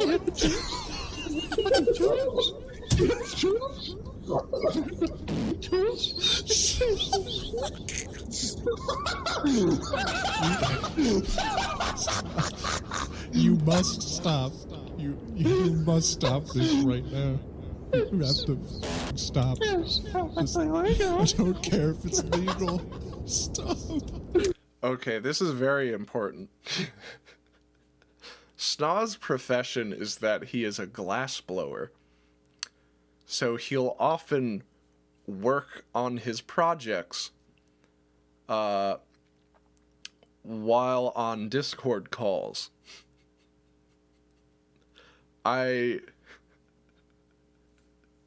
Anyway, you'll see. I'm getting into a really dramatic glass blower state right now where I'm trying to save a cracking project. All right, nobody make him laugh then. Big Alberici. Big Alberici. Oh shit! Oh shit, what was that? You guys are assholes. So, the Big Alberici trick did get him to drop his, what I can assume is his pipe, and shatter it, which is pretty funny. So even though it made the episode, like, way long, it had to go in. And that's why I love this episode. That's why it's so good. I don't care what anyone thinks about this one, because it simply is a masterpiece. The message didn't show. I'm sorry, Ice Does Things. I'll read your message if you write it in chat. You donated $3, so I'll read it.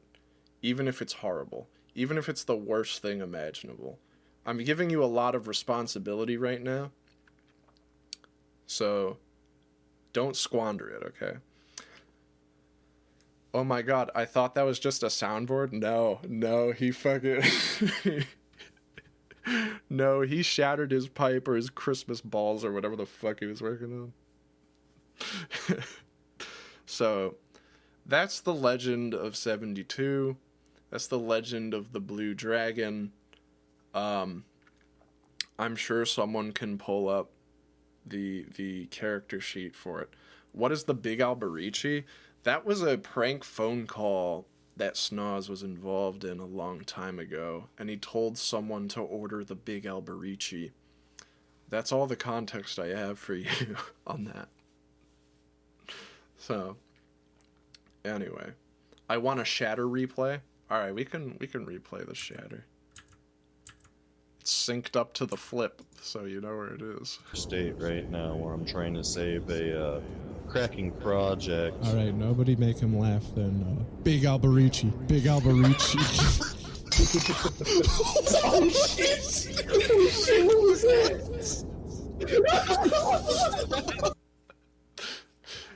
It sounds like stock SFX though, but you can hear it through his microphone. Like, all right, let's see the message here. Can you make Apple Police 3, please? Apple Police changed my life the moment I clicked the URL, and by total coincidence, I have been struck with a fatal illness that can only be cured if Apple Police 3 releases. I actually love Apple Police. I would love to make Apple Police 3.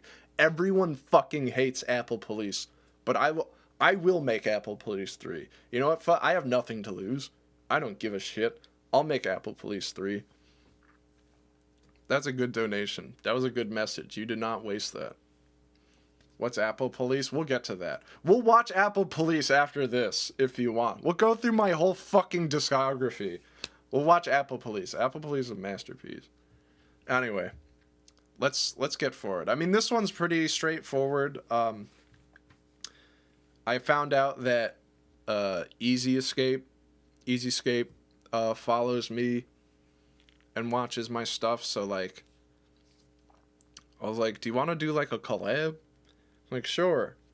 So we did this like fake speed run of Khonjin House, whatever, and then I did something for one of his videos. I don't think he ever ended up using it though. But that's this episode that's coming up. You guys are assholes. Hello, this is Easy Escape, and I'm going to be showing you useful tricks for speedrunning Khonjin House. Unfortunately, 4 days before the game's release, Khonjin House creator Khonjin Kondo was arrested when he purchased fireworks using a passport forged in the Democratic Republic of the Congo. I just want to say right now, I don't know why in some photos my head hair and my beard hair look so drastically different in color. Like, some people think I have, some people think I'm a redhead because my hair is like pretty brown, but it's actually dirty blonde, and sometimes that just happens. And I just look like a, I look like a fucking lunatic. You look like my uncle. That's cool, man. Yeah, I don't know. I think it's kind of strange that your uncle would dress like that, but you know, fair enough. And he was sentenced to 5 years. Yeah, it of is the like snake, Mario. which many What the believe to be fuck? his demise. So the Jungle game was Golf? never We'll watch officially Jungle Golf. released. In order to play Khonjin House, you're going to need to perform Pass Warp, which requires a Nintendo 64 expansion pack and an Australian copy of Paper Mario. The first step is to perform Bloomin' Onion Skip, which is nearly identical to Blue House Skip, with one major exception. When Mario begins his clockwise spin down the pipe, a flag is set to ensure the next loading zone is retrieved directly from the cartridge. By the way, Australian- wait. By the way, when I made this, when I fucking made this, like 2 weeks after this came out, they discovered a skip in Paper Mario that uses Ocarina of Time, like saved memory. It is, so I fucking predicted that. Like, I just bullshit all this, but then it happened for real has somehow. Mario spin counterclockwise down the pipe, which ignores the set Like, flag, look it up. allowing us to It's so- manipulate the next it's loading fucking zone true. with the expansion pack. Once determined the field, perform a Cooper super jump. If positioned correctly, you will get caught in the moon's gravitational pull, and after building enough inertia, you will travel through time. Whether you go forward or backward in time, How much is did I dependent pay on which Easy copy of the Escape? game I you didn't pay own. him anything. So thanks to our trusty He's Australian just a copy, homie. We'll be going He was back very 2 years in friendly to time. me. This is pretty much required for the world record attempts in modern day runs. If successful, you will have traveled far back enough in time for Khonjin to still be among the living. Go directly to his house and take his only copy of the game. What? You can't Depending have on my game. RNG, You don't give this it may back, trigger I'm a gonna boss pull out fight, which gun can and cost go upwards of into 7 seconds. Once he's been defeated, pop the disc into your Game Boy Micro. Now we are ready to speedrun Khonjin House. To get world record, you're going to need to hold left. Congrats! You are now tied for world record in Khonjin House. So that's real. I mean, you can play Khonjin House the game. I think it's still on Newgrounds. So if you want to speedrun it, it does serve as an actual tutorial, should you feel inclined. No Khonjin. I still miss this arcade. Why did you make Khonjin House the game? I was really frustrated. I was strapped for time, and I was thinking about how much I wanted to make super mental game stuff, and I just had none of the resources. So in a day, I was like, fuck it. I'm gonna make a game this week, tonight. I don't care. Like, I'll use shitty-ass action script. It won't even be good, but it'll be playable. You'll be able to play it. And then when it's done, I'll be like, yeah, I made a game. So that's why I made it. Thought the Flash Player game... Oh, yeah, it is. Hopefully Ruffle works for it. That'd be funny. But, yeah, this one was pretty simple. It was just, like, cool to talk to Easyscape and stuff. And, all right, let's see what's next. My buddy, my good friend, I love you. Let's have a competition. A friendly game. It's a game, Gino. Do you want to participate? Sure. What are the rules? A competition to see who can talk the fastest. The fastest talking guy. And the guy who talks faster wins. Well, I'm quite a fast talker. I'll wager everything there is. Okay, you're on. All right. On the count of go, we talk as fast as we can possibly talk. Okay? 3, 2, 1... Go! What's the combination to the safe? 2, 3, 2, 5, 6. Why did I say that? Why did I even reveal? Okay, so this actually has somewhat of a tragic backstory. That week, I could not come up with anything. I was not inspired. I was in a horrible mood. I just had fucking nothing. And I committed the ultimate sin with this episode. Which thankfully I have not repeated. I lifted the joke from Supermental. This was a joke in Supermental. And it was supposed to be exclusively for that. It's where Pent tricks a guard into giving him the combination to the safe. So this was originally a joke in the Supermental script, but I was in desperation, so I used it anyway. Supermental funny? Why not? Why shouldn't it be funny? It's supposed to be good. It should be a lot of things. Alright, anywho. Whatever. Because he just won, and I, a loser, have to go home. You know, these victory party people have been following me for the past 3 hours. Well, that makes sense. I paid them for the week. And I'm assuming that's what the safe money was for. That you paid them with that. That you stole that to do this. No, I ended up using, it was a safe. They're all making out with each other now. That sounds about right. They have a pretty strict schedule. All right. What do they do next? It says here after their makeout session, they resume the victory celebration. All right, well, Khonjin, get over here. We're celebrating my victory. Remember when I beat you in that fast man talking competition? Believe it or not, that final line does have some significance. So that was fashioned after my old boss. And some of you already know this, but I did used to work in a pizzeria. I was a pizza delivery boy. It was the job that got me out of my hometown. I just grinded on that for 1 year and then fucking ran away. So, you know, Gino, he says, like, remember when I beat you in that face man talk? You just heard it. And so my boss was a lot like Gino. He wasn't like a fat man, but, you know, he was this very aggressive dude, very fiercely Italian. He would challenge me all the time to all sorts of physical bullshit. Like, he challenged me to a fight, like a fist fight, the first week I started working for him.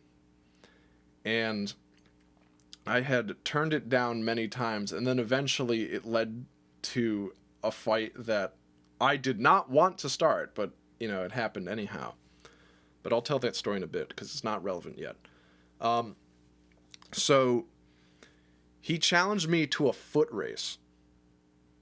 And he was like, yeah, why don't you do a little foot race with me? We'll put $20 on it. What, you think a senior football player, guy on the football team, he can't beat an old man like me in a foot race? Come on, what are you, a pussy? So I was like, you know what, let's do it. Let's do the foot race. I think I can win. Like, I'm a pretty tall dude. I'm 6'7". I have giant legs, and he was very little. So I thought, like, yeah, so we're gonna do this race across the parking lot. Go to one side, come back, and that's the rub. Now, wait, you're 6'7"? Yes, it's torturous. So we set up the race, and when I was running back, I slipped in a puddle, and I fell, and I fucking lost the race. I lost the goddamn race. And he never, ever let me live it down. Ever.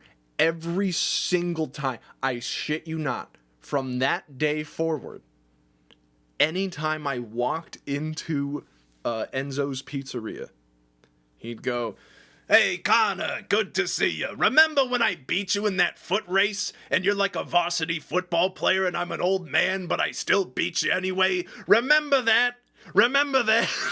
And he was just fucking, Enzo's is real? Yes. Oh my God, dude. Okay, so the pictures in that episode where I was showing off Enzo's, I took those. I went back to New Jersey and took pictures of Enzo's at closed down. So those were photos I took. Yes, Enzo's is very real. But that said, yeah, so every single time, and even now, because even after Enzo shut down, he works at this new pizzeria, and I'll go in and visit him and it'd be like, Connor, good to see you. Yeah, remember when I beat you in that foot race? Remember that? Remember how funny that was? When I beat you in that foot race? You were this great big guy. You were on the football team, number 99 on the football team, but I still beat you. Still beat you in that foot race. So that's where the ending of that episode comes from. Just from that experience. The man lost everything and needed some sort of validation in life. Now, he was just an old school fucking pissed off dude.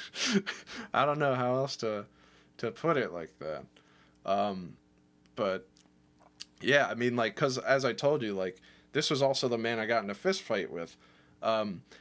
You know, I had started working there. I was maybe like 2 days in, and I had literally walked into Enzo's because I wanted money to get out of my situation. Like, I looked around and I was like, I need to get the hell out of here. So I went over to Enzo's and I was like, hey, are you hiring at all? And he goes, yeah, can you start tomorrow? And that was it. And I was in there. So it's my second day working there, and all of Leo's gambling buddies are there. And he's like, hey, Leo, that new kid you got working for you is a pretty big guy, eh? And Leo goes, he's not that big. And so from that day forward, just because his fucking friends had to say something, there was always trouble. And so he came up to me and he's like, hey, you know what? What do you think, you and me? How about we do a little boxing sometime? We get in, throw a few punches, you know what I'm saying? And I thought he was kidding, because this guy's my boss. And I had to be, I was like 17 at the time. I figured, yeah, bosses don't do this though, right? But every day he'd keep offering, and it'd get a little more serious every time it'd get brought up. And he'd go, listen, there's this thing we do every weekend. We turn the tables over, set up a little boxing ring, and, we just knock it out, and I just think we should do that. I was like, yeah, I don't know, man. And then one day, he comes up to me, he goes, listen, how about this, all right? Here's what I'm thinking. We duke it out in the ring. $50 to me if you lose. $1,000 to you if you win. How about that? I was like, wait, really? $1,000 if I win? He's like, that's right, $1,000 if you win. I was like, oh shit, yeah, sign me up. I want $1,000. This is great. And so I was like really feeling myself up. I was like a fucking idiot kid. And so I was talking to one of my higher ups there, this guy named Dust. And I was like, yeah, I'm going to fight Leo. I'm going to get $1,000. He goes, $1,000. He said he's going to give you $1,000 if you win. How much did he say he'd get if you lost? Oh, it's 50. Did you ever stop and wonder why that might be the case? No, I guess not. I figure maybe he just really wants to fight. I don't know. I'm supposing that Leo never told you he's a Golden Glove boxer. A Golden Glove? Have you ever boxed before? No, but how hard could it be? Pretty hard if the man's hands are registered as weapons. What I'm trying to say, Connor, is that you're a fucking idiot. So it's like, oh shit, this was a mistake. So I went back to Leo, and I was like, hey, I changed my mind about the fight, actually. I'm not doing that. He's like, what? You changed your mind about the fight? What are you, a fucking pussy? You're gonna back out of a fight? What kind of man are you? Fuck you! You fucking pussy! So now he's like really pissed at me because I'm like, I don't want to fight him anymore. And so there's this one day I'm like carrying these pizza boxes. He's like, yeah, bring those pizza boxes over here. So I bring them over and he slaps them out of my hands. He goes, I just knocked over the pizza boxes. What are you gonna do about it? And I was like, nothing. They're your boxes. They're not my boxes. I don't need these. I don't run a pizzeria. But eventually, this all culminated one day. This had to be like a month after he had initially proposed this. And he goes, Connor, come on. What if there's no rules? No rules at all. You can knock over anything in the restaurant. I'm not gonna sue you. I'm not gonna fucking make you pay the damages. We just duke it out. And I'm like, I just don't want to do it, man. He's like, fine, whatever. By the way, your shoe's untied. And I looked down at my shoe, and sure enough, it actually was untied. So I was like, oh, okay. So I get down on one knee, and I start tying my shoes. And he jumps on my back. He wraps all the way around like he's got my neck. And he's going, no rules, Lavery, no rules. I'm like, get the fuck off me. So now we're like flying around in the middle of the restaurant. We knock over the tables and the chairs and we spill out into the parking lot. And then we just start swinging. So like we got maybe 2 good hits on each other. And then Dust comes out and he's like, you fucking idiots, cut that out. Cut that shit out. You got a delivery. So and Leo looks at me, and I swear to you, he goes, we'll call it a draw. And that was the end of it. And that was how I ended up getting into a fist fight with my boss. So anyway, that's the end of that episode. And now, with all of that excruciating context, we can move on to the next one. Did you get the $1,000? No, I didn't get the $1,000. All right, let's continue. I'm gonna blow up. I can feel it. Yes! Yes! The unlimited power! 477 years! Oh my god! Hello, the news? You're gonna wanna hear this. Here's a fun trivia fact. The saying that is too loud to understand is 407 fucktillion years ago you mistakenly gave me the power to do this, which I do firmly believe. It does allude to the fact that a bunch of people subscribed to me, and I think that was a mistake. But anyway, holy shit, good story. I'm glad you enjoyed that. I'm glad you enjoyed my stories out of Enzo's Pizzeria. All right, let's continue this. Tonight's top news bulletin, Khonjin grows very large. We have here Marcus Pimple to give his word on current events. Well, I'll start by saying this. I can't help but feel that this is the result of direct actions taken by Senator Bernie Sanders. He's so crit. I know, he's so gay. What a fucking What slur did the news guy call Bernie Sanders? Comment what you think it is below. So I'm pretty sure the inspiration to this whole scene is pretty obvious, especially since we just got off the political bullshit with the State of the Union. I just remember, like, during the election, the insane shit that the news would go through to, like, shit talk Bernie. So this was inspired off of, I don't know if you guys remember this, but this was truly appalling, where, like, they brought a behavioral analyst onto CNN to tell people that Bernie's lying based off of his body language. They'd be like, you notice that when he says this next word, his eyebrow slightly raises, and he hunches over, kind of like the conniving Jew that he is. Like, really fucked up stuff. And so, it was just, like, incredible to see. It was unbelievable to witness. And I've been telling people to, like, find that clip, because I really want to see it again.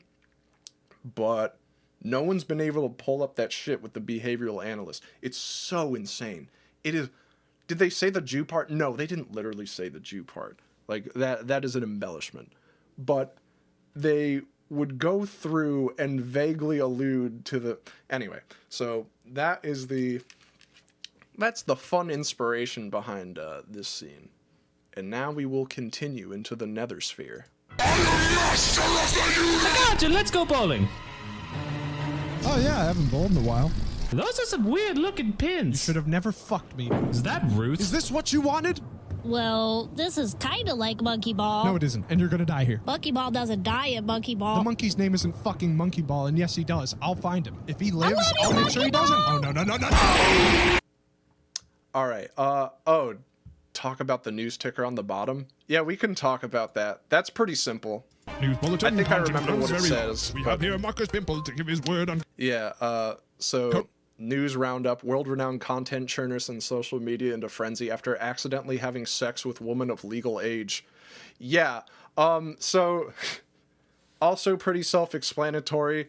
You can apply this to literally any controversy surrounding any YouTuber ever, where, for some reason, quote, some reason, they just can't seem to get it above board at 18. It's always 17, or 16, or 15, or in the case of Fungasm, 13 twice. But, like, here's the thing. One of the only rewards I get for being miserable, like a miserable piece of shit, is I get to laugh at all of the YouTubers / animator people who try to fuck children. Because, you know, I know why. I know why they do. It's like, people talk about it like it's a mystery. It's like, for some reason, this keeps happening. How can it keep happening? People are so weird. No, it's not because horny. That's not it. That's too simple. Listen, people who fuck people who are their age, or legally of age, you know, they get horny too. But they find a way to keep it above board. It's not very difficult. Like, here's what it is. And I say this all the time, but here's what it is.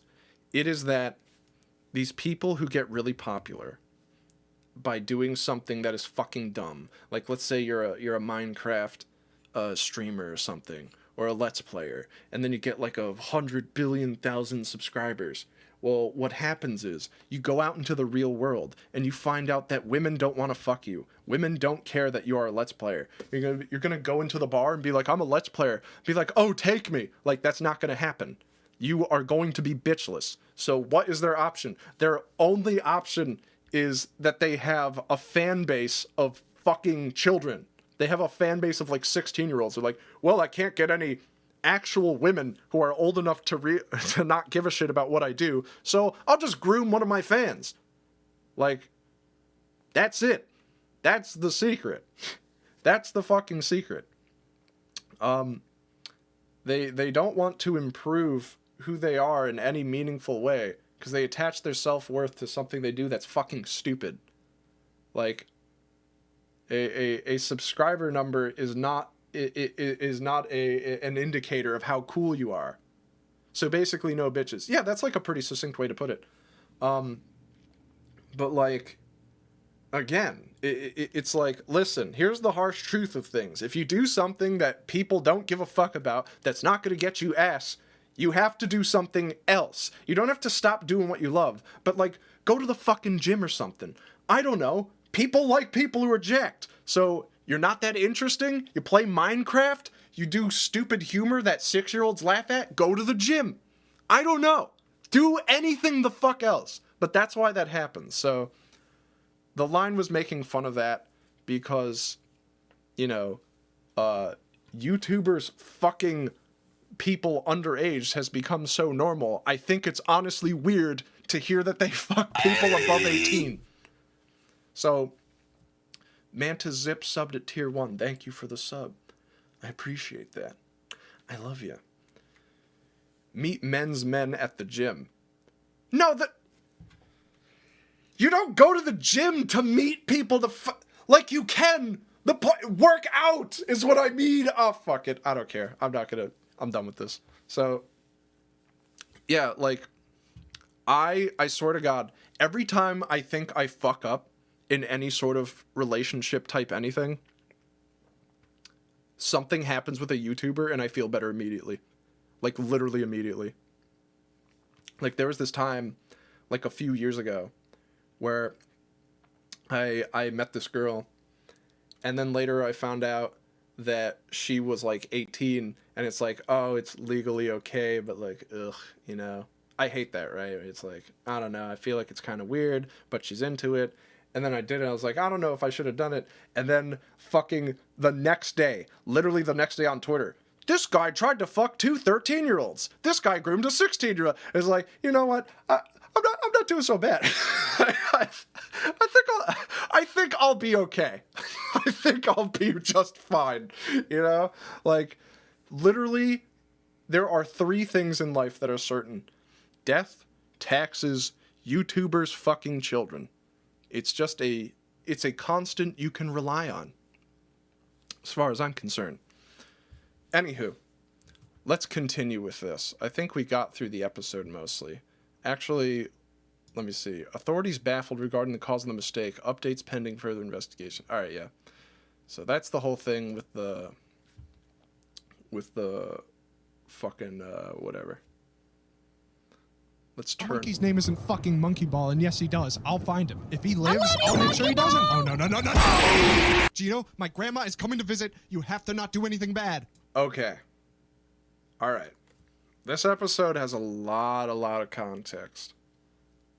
A lot of context. It's like,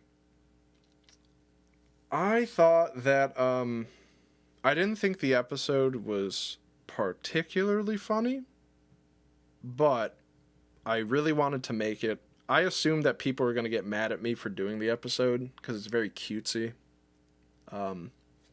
But, like, you have to understand what my life has been for years. My grandma is 94 years old. And for the past 7 years, all I've been doing is making sure that these student loan fucking animals, these, like, scumbags, don't put a lien on her house and steal all of her shit. Because, unfortunately, she co-signed on a loan years and years and years ago and is now paying the ultimate price of that. So, literally every dime I get is to make sure her shit doesn't get stolen. And those student loan people are scum. But I was like, you know what? I want to do an episode that my grandma's in. I don't care what it's about. I just want to do it. Like,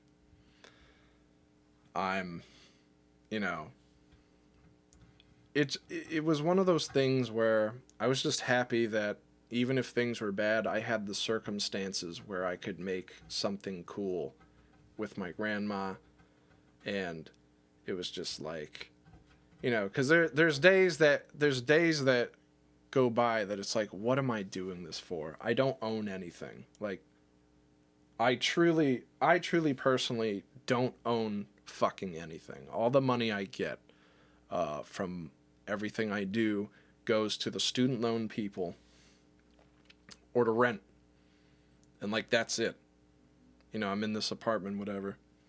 And I have this computer stuff, obviously, like we're streaming here.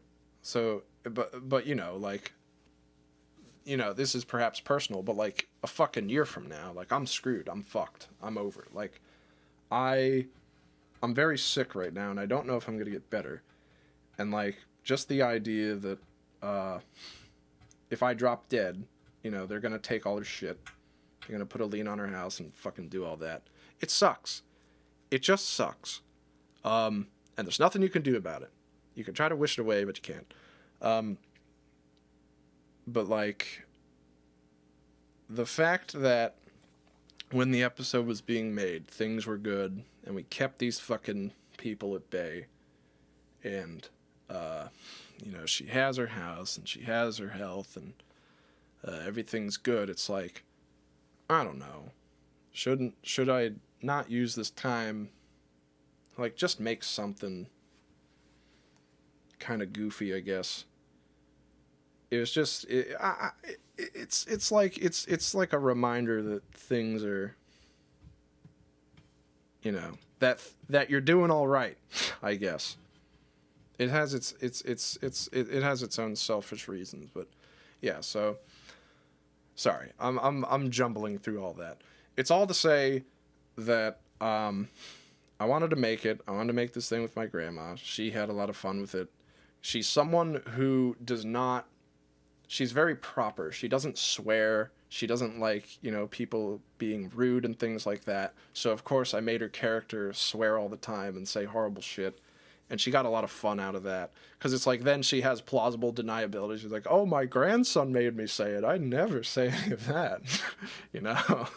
And it was super funny. Because, like, she was like, I'll voice it, but you can't credit my name on there. Because I don't want people knowing that I said all that filthy stuff that you wrote in the script. And I was like, you know, that's fair. That's fine. And then sure enough, she's calling fucking everyone, everyone in our family to, like, let them know she's in this video. And so she's just very silly. So anyway, that's like, that's the backstory of this. And we'll just play it. Your grandma. She hates the mob. She doesn't want anything to do with it. It's this whole big thing. She's coming over right now. Don't commit any crimes. Be nice.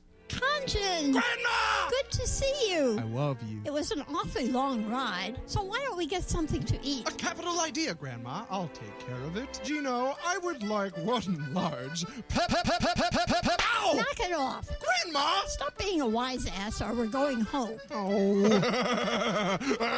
And you, put that cigar out. I don't know what kind of low-life shithole this place is at night, but during the day, it's a restaurant. Yeah. Okay, we're doing this, aren't we? Now you listen to me, you old Don't bitch. get an attitude with me, you mobster Dick Shiner. Some of us have to work for a living. Maybe for your next heist, you could kidnap a personal trainer or steal some Slim Fast.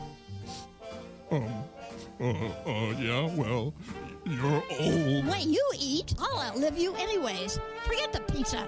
Here's $200. Get yourself a toupee and stop embarrassing yourself. Now, Khonjin, do you know why I was mean to that man? It's because I wanted to set an example for you. I don't want you to end up in some dead-end place like this. That's why I always said you should never live a life of crime. Unless you're really good at it. That's why I stick to wire fraud. Much cleaner than this nonsense. Yes, son, and I hope you learn your lesson. Ow! Mom! You still owe me for Bangladesh. Fine. You want your goddamn money? Here! It's a bag of nickels. It's $1 million nickels. Yeah, so we got Shane to come back to do Khonjin's dad. But that's it. That's the That's basically the backstory behind that. I don't think I missed anything, except doing that Geno laugh was so fucking difficult. Like, so difficult.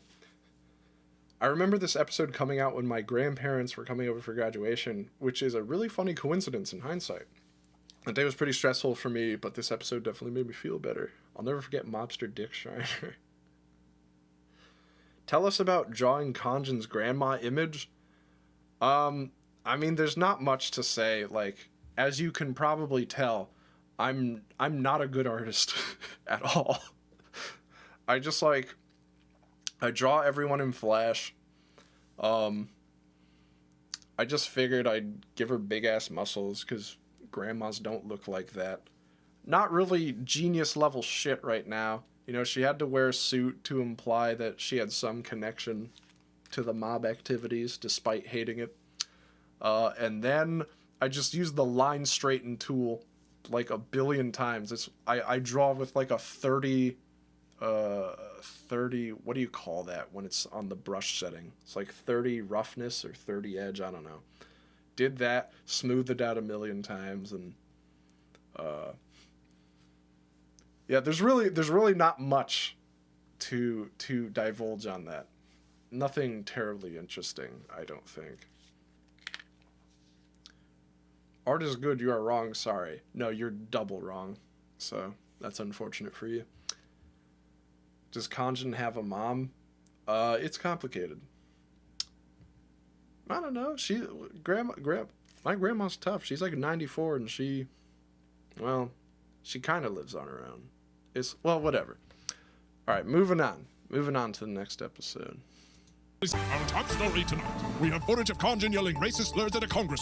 So, all right. So there's a lot off the bat. So they're probably gonna ask about the ticker down here. This one's pretty simple. Your next door neighbor is actively plotting to kill you. I feel like that's the news. I feel like if you watch the news, that is essentially what it is. It is, in a lot of words, them saying, your next door neighbor wants to fucking kill you. They want you to die. They're thinking about it every day. They wake up and they go, I hate my neighbor. I want to kill them. I'll do anything to make it happen. Like, if you watch any of those fucking horrible, like, Fox News or CNN, that's, like, essentially what you are being fed. Is your neighbors hate you. You should kill them first before they kill you. That's the news in a nutshell. Yeah, the 24 news cycle, the 24-hour news cycle. That's essentially so pretty self-explanatory. Let me see if there's Racist slurs at a congresswoman. Meow, meow, meow, meow, meow, meow. So, hang on, I know what's going on here. Scientists have managed to get the Leave Britney Alone guy to do the Wilhelm scream. That's based on nothing. It was just a non sequitur I put in there. I don't care. Your neighbor found the spare key. Yeah, I mean, that's just the news. But anyway. Oh, I had to recreate the Meow Mix song so that I could meow over it. So I opened up FL Studio and threw that together. So maybe, I don't think it exists anymore. I did it in like fucking 30 minutes and then probably deleted it. We have footage of Khonjin yelling racist slurs at a congresswoman. Meow, meow, meow, meow, We meow, meow, have meow, played meow, meow, meow, the meow, incorrect meow, footage. meow, I meow, think. meow. You make me sick! There, this filth on TV! Oh, I don't feel so good. Hey, Khonjin, about you Kirby's frantic onion. Khonjin, my baby boy! You gotta help my boy. My boy has smallpox. Oh, that's terrible. Can you do something about this? So, what is that? Like a disease? Don't you see the spots on him? Well, I wasn't gonna say anything. He's going to die! Oh, that's terrible. I'll get my top surgeon to take a look. This has horrible context. I warn you, this seemingly innocuous joke about, well, I wasn't going to say anything, has the worst context you could possibly imagine. It, like, disgusts me that I even have to like bring this up. Oh man. Will this make me sad, mad, or both? I think it might make you just disgusted in general. That I don't know sad, I don't know mad. I feel like you'll just be repulsed. So, this joke was not written for Khonjin House. This was not a Khonjin House joke. It was not a super mental joke either. Here's what it is. It was a Thomas Sanders joke for when I worked for him. He had hired me to write scripts for his like short comedy bits he would do. And I wrote this as one of the shorts he would do, but he rejected it. He didn't like the joke. He thought it was too esoteric. He's like, I don't think audiences will get this. And I was like, I don't know, I really like this. So I held on to it. But like, yeah, for a lot of those shorts that he did, I wrote a few of those. I never thought you'd say Thomas Sanders ever. I didn't think, I mean, listen, I'm just as surprised as you. But I was very angry after season 7. And I was like, I never want to make videos ever again. I'm done with this shit. I'll do any job as long as it's not making Khonjin House or making videos. I was just so fucking over it. I so much anger. So they were looking for an editor, and I was like, fuck it, I'll do it. So I was his editor for a year, and then they brought me on to write some shorts for him. I don't know who Thomas Sanders is or why he should elicit a negative reaction. He's just like one of those Vine guys turned into YouTube stars. That's essentially why. Yeah, one of the editors who worked for him already liked Khonjin House, I guess. So then they're like, yeah, we'll just fucking rig it so that you get the job. And I was like, all right, cool. And then I got the job, and it was like the worst shit of my life. And it was like really bad, but I won't go into that. I always figured you guys were on like 2 different planes of comedy. I mean, that's true. Yours is more vulgar and his is more clean. Yeah, it was definitely an odd. Well, okay. I don't know how many stories I can tell about. No, fuck it. I can tell stories about this. Because there was a lot of problems, a lot of issues, working there. Big time. Because like the biggest issue of all was that everyone who worked for him was a fan of his. Like, that's always bad. So I was the only one who wasn't. Also, this is real. I'm not fucking with you. This is real shit. So I get there and they're like, oh, so if you don't mind if I'm asking, are you straight? Like one of the editors asked me if I was straight. And I was like, yeah, I think so. It's not something I really think about, I guess. And they're like, oh, well, that means you're the only straight person who works for Thomas. And I'm like, that's interesting. They're like, yeah, you're straight representation. Ha ha ha ha.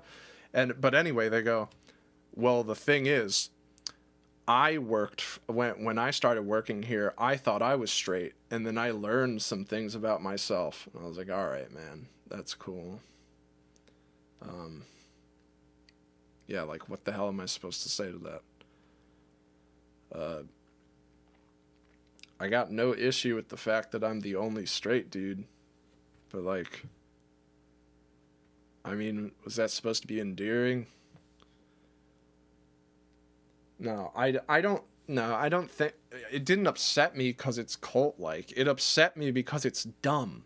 It's a dumb thing to say to another human being. It's like, yeah, I guess I just didn't think about how not straight I was. I guess I had to be exposed to more gay people to realize it. It's like, I don't know. I'm sorry. I guess my brain isn't as fickle as yours is. I found out pretty early. You know, where I go. But it's funny, because, like, depending on who you ask, people say I'm not even straight anyway. So it doesn't matter. It's really up to the interpretation of the reader. If you want me to be straight, I am. If you want me to be gay, I am. It makes no fucking difference to me, and I don't care. But, like, it really depends on who you ask. Because, like, I've fucked trans men before. So, like, what is that? That should make me gay, right? Well, it depends. Depends on who you ask.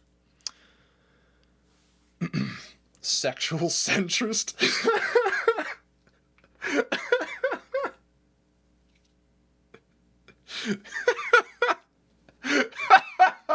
Oh, that's horrible. That is the most unappealing sexual annotation of it. A sexual centrist. God. That is. Anyway. So there's a lot more stories about that, but this is way too long for this stream. Way too fucking long. Let's continue. BB! Get your ass down here! Coming! This is my daughter, BB. I'm so good at surgery. I do not bench press 400 pounds of pussy on the daily so that I can be sniped at by some gay-ass little kids. I'm better now. Well, that was quick. Well, you know what they say. Brevity is the soul of being smart or whatever. Get me the fuck out of here. I'm going to Congress. Hey, gay spaghetti. I was thinking, get me the fuck out of here. I'm going to Congress. So, I mean, this is also pretty self-explanatory, I think. This one's pretty simple. No actual Congress people were disrespected in the making of this video, because God forbid if we could afford food tonight. I don't know, I just noticed a sort of weird attitude at the time where people were so ready to fucking stand and defend congressmen from being, like, insulted online when they have just actively at every turn done everything in their power to fuck us over completely. I don't know, there were like news stories written about like how rude it is, and they're shit talking these people, and it's like, you're our congressman, we're dying out here, like, we're so fucked, what are you talking about? You're like insulted by Twitter remarks? These people can't fucking eat. So, I don't know. I was just very frustrated that I was seeing this kind of like, there's no reason to be rude to Congress people. There's just, it doesn't, whatever. So, let's continue this. I'm no longer watching the stream. Back to 99. I don't know what that means, but I hope you enjoy 99. Hey, gay spaghetti. I was thinking of going to Gino's. I don't know. Yeah, I don't know. I mean, the last time I went in there, it didn't go so well. Really? And I think it's bad. Yeah, I think I might go to Fratelli's Pizza today. That's a very good idea. Through the window. No one will ever know. Hey, Gino, I just want... So a few things to consider with this one. One is that this was another one of those clips, one of these episodes where I was like, I'm just going to take a bunch of voice clips I have that I didn't even need for the purposes of this episode and jumble them together to make something truly horrible. So, like, Shane did not record for this episode. Dylan did not record for this episode. The Gay Spaghetti Chef lines were originally for a different episode, and that line about "that's a very good idea" through the window. That was like that was a throwaway line he did while recording for the grandma episode. So I was like, I want to cobble something really shitty out of this stuff. I guess volume warning. Gino's about to be very loud and powerful. So let's do this.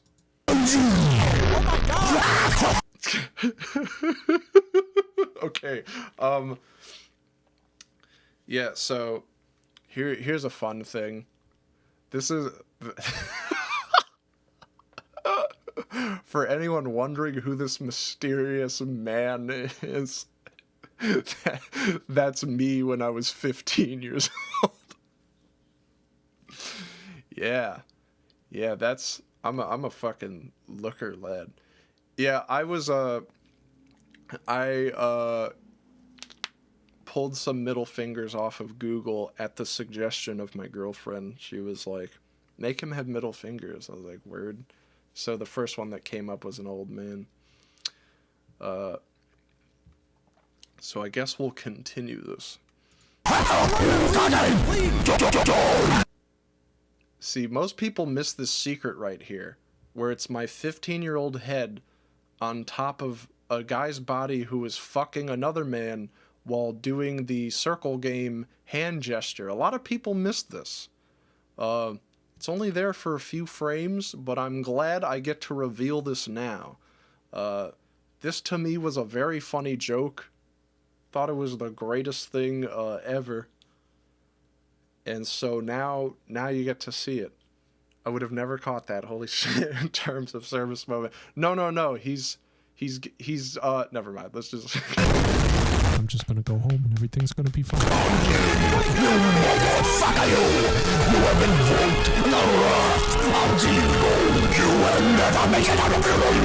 By the way, can I just say how fucking difficult that was to do the motorcycle transform thing and sustain it for that long? I nearly passed out. Let that be known that I suffered for this greatly. So anyway, we'll continue this. That's it! If you're gonna follow me, you leave me no choice. It's time for my ultimate weapon! Give it up, Gino! That bullet will destroy you! It's only a matter of time now! You can run, but you can't hide from my bullet gun. Why is Gino so big? He's so powerful! Did you not see the power he had? He made himself big and giant. He was ready to fuck and kill people. Alright, so this is my favorite episode to watch when I'm sad. It's probably because it's like also a masterpiece. Like 72 and 78 are probably the best of season 8. Who's the strongest character in Khonjin House? Probably Ruth. Alright, let's do this. You suck. You absolute mother... Haha, so funny, because loud noises equals comedy. What? I said, why don't... Okay. Pipsqueak? This guy has a name. His name is Pipsqueak. He has so much... I have all these recorded lines of Pipsqueak ranting about bullshit on Twitter. Like, that's the whole character behind Pipsqueak, is like, he is a guy who's terminally online, he only says what other people say on Twitter, and he says it in a very annoying way, and he's very tiny. So I recorded myself for like 45 minutes straight, just like complaining about so many different things, like as Pipsqueak the character. And I still have the recordings, because I'm like, these are kind of funny, maybe I'll put them out like one day, or some of them are in the Patreon Discord. So if you become a patron and go to extras, you can hear them. But there's way more that have not been released, where, you know, he just does the Twitter thing. He pretends he's poor. He pretends like his life is so fucking difficult. Yeah, it was therapeutic. That's probably why I did it for 45 minutes. It's like, it's just so horrible. It's just so painful. I can't even afford to eat food. I have to order mozzarella sticks on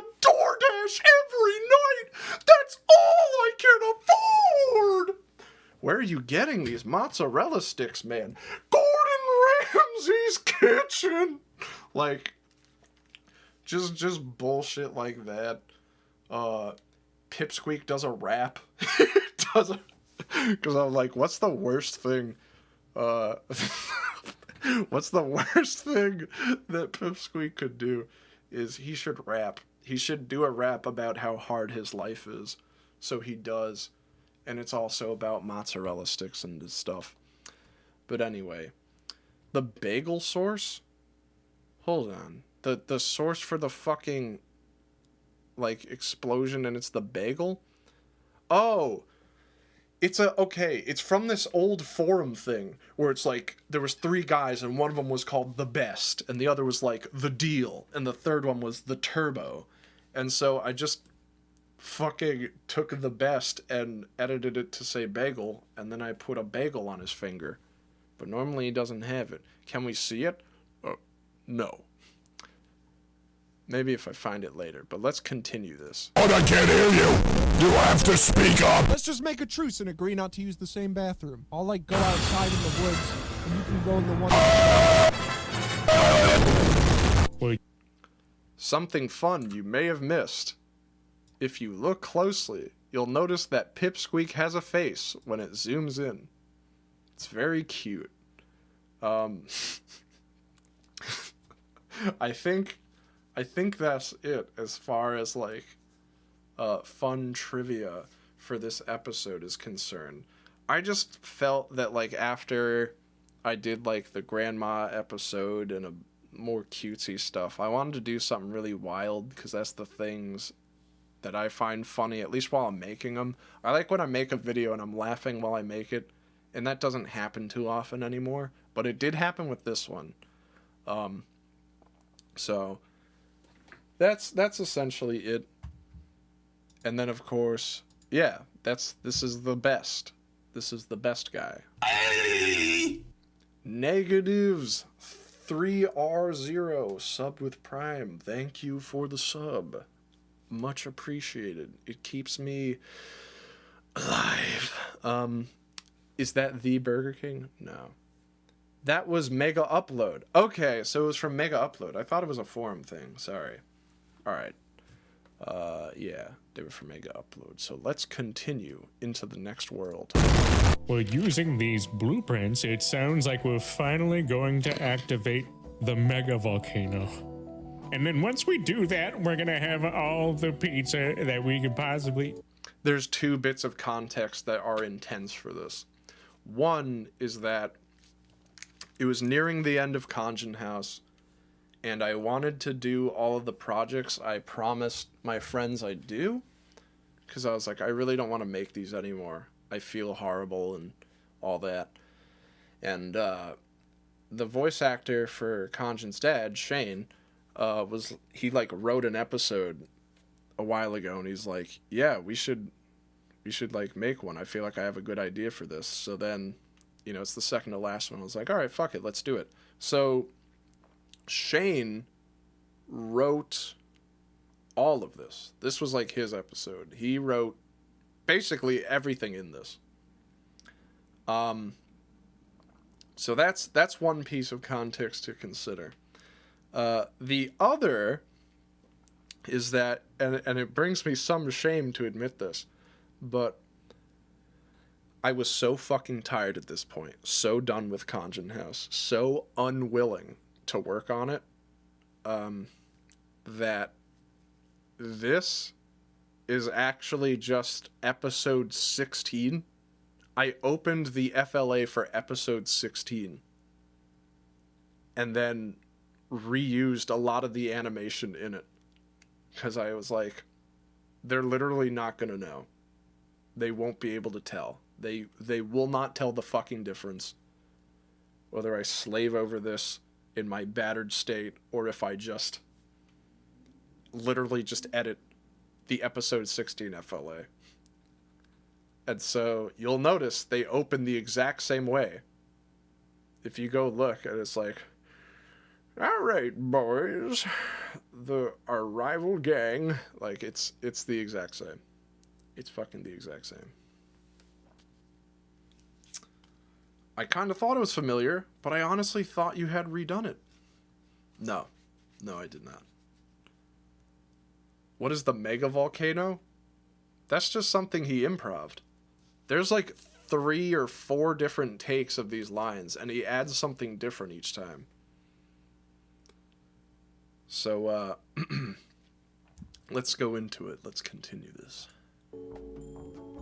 Who's that? I feel like no one's mentioned this like weird pussy ass face in the room. Who are you talking about? He's like standing right between you two. He's like there. It's a good plan, Dad. The mega volcano. I feel like everyone's ignoring me. This is kind of pissing me off even more. Whatever your fucking name is, I could snap you like a twig. I don't know who the fuck you are, but I could kill you like... I could kill you. You look like you have an easy face to just fucking... You think that's the only one I could... I have friends that are drug dealers. I don't know where the fuck you're looking, but I want you to look at this. I could grind you into a sauce. I just want you to know there's like 20 more of those. He just took everything that was near him and was just crushing it into the microphone. Just like everything, everything within reach. So that, I just used the best ones, the ones I thought were funny. Sean did a good job. Oh, you mean Shane. Sorry, you had me confused. I was like, who the... But anyways. It's like, oh, that's your name. Gay spaghetti sauce. Or gay sauce chef. Who is this guy? Because I feel like no one's saying anything. Me? It's Gay Spaghetti Chef, Dad. That's a name? Is that like a legal... You don't remember him? You hate him. You're damn right I hate him. I hate the way he's fucking looking at me right now. I could just fucking... I could just get his ass like that. Yeah, all right, you have fun with that. Who is that beautiful man? This episode honestly made me a little sad, just for the dad's sake. Well, I don't know, man. It's like it says right here. All things come to an end, even the bad ones. Who was he referring to at the end? Let's talk about Gay Spaghetti Chef. The guy whose name they just told him. He already forgot it. Can you go into description on what you ate today? I can't, because I really didn't eat much of anything. It's part of why I'm so sick. It's really unfortunate. Sorry. Whoops. Sorry. I tried, though. I tried to eat Brussels sprouts. That's what I tried to eat. And now, we reach the finale. The last episode. I made it long enough so that no one could possibly complain that it wasn't finale enough.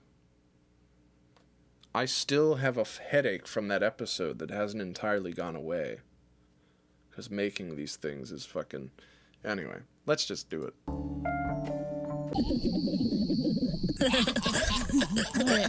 Alright. Off the bat. Off the fucking bat, I just want to say, like... This episode would not be possible if I hired industry voice actors. Industry voice actors suck my fucking balls. They are the absolute worst. And, like, the fact that all of the Ruther voice actors, all of them, were able to make it work. Because imagine what the laugh track, them laughing, would sound like if I got industry people on it. It would sound like this fake ass. You would wince. You would feel inner pain when you heard it.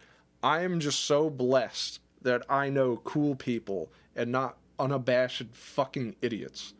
So I'm happy about that. But I had an episode with Ruther and her sisters since like season 3 that I wanted to do. I was like, we're gonna do it here.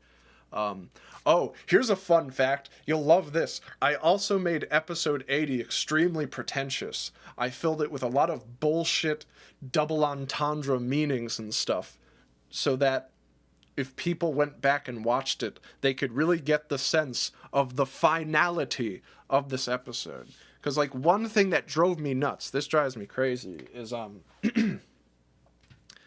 like, the most common thing I saw was, like, yeah, well, it ended 8 times already. It's gonna be the 8th time this has ended. And it's like, first off, that is the dumbest fucking thing ever.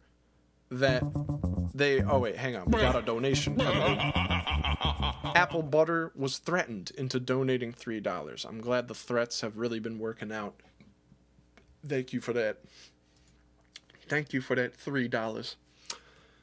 Much appreciated. But yeah, I saw a lot of that. First of all, the finale, when it said finale at the end of each season, it didn't mean the finale of the show.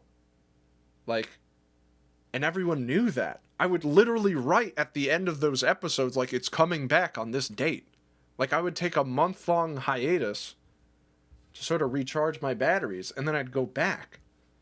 So, I don't know what the fucking deal was with that. It ended 8 times already. It's like, no, it didn't. Like, that's just straight up bullshit.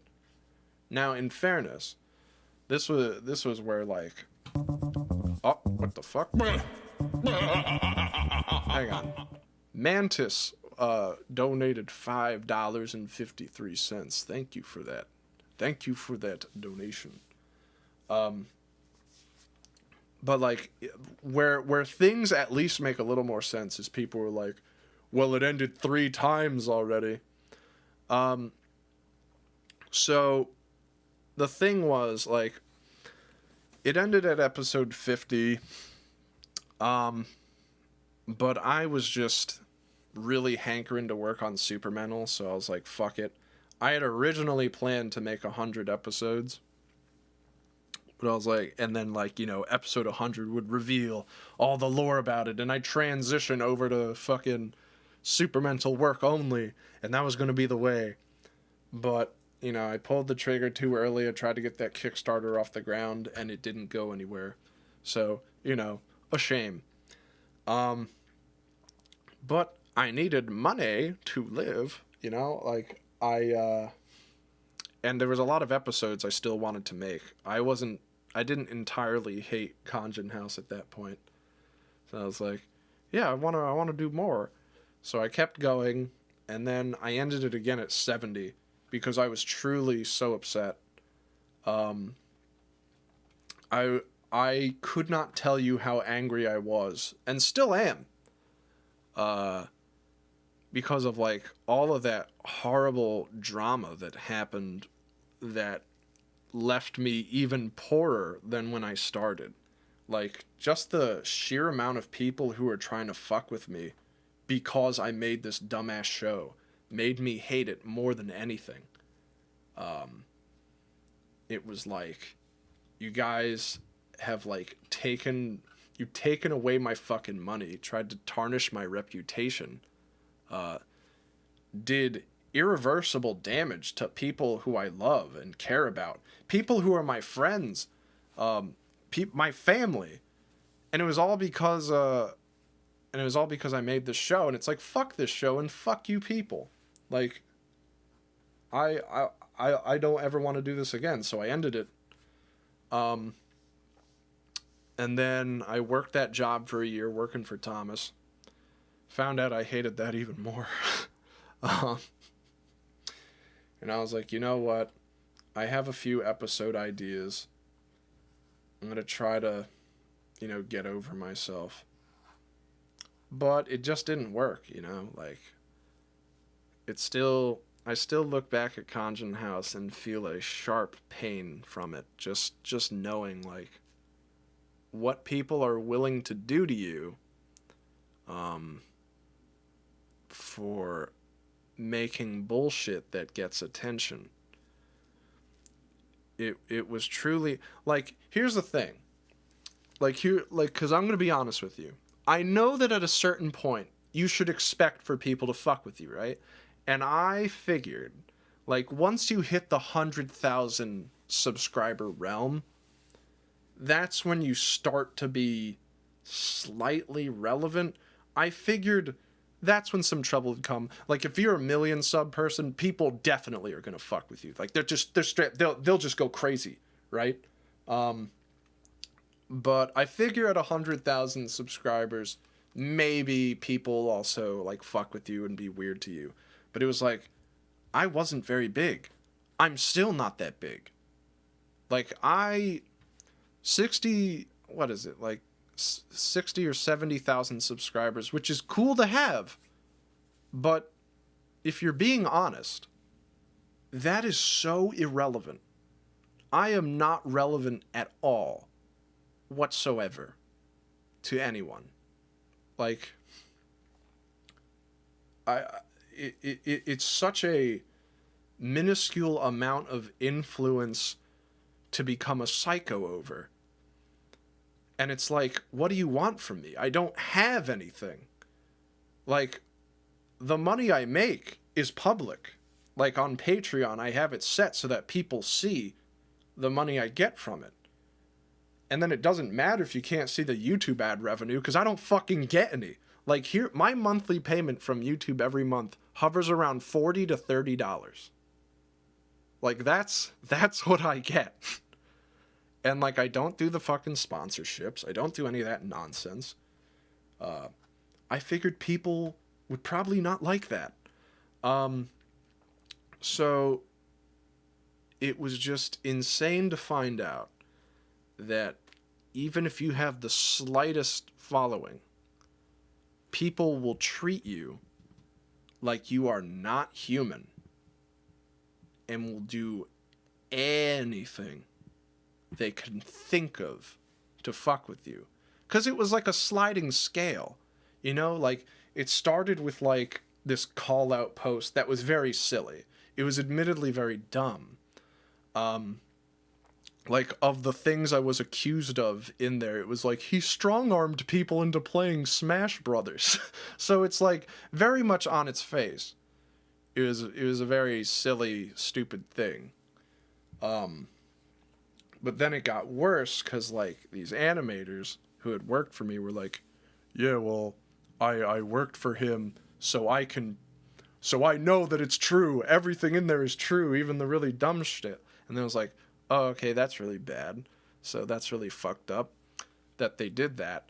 But then, where it hit the fever pitch of, like, you can't be serious. You're not actually doing this.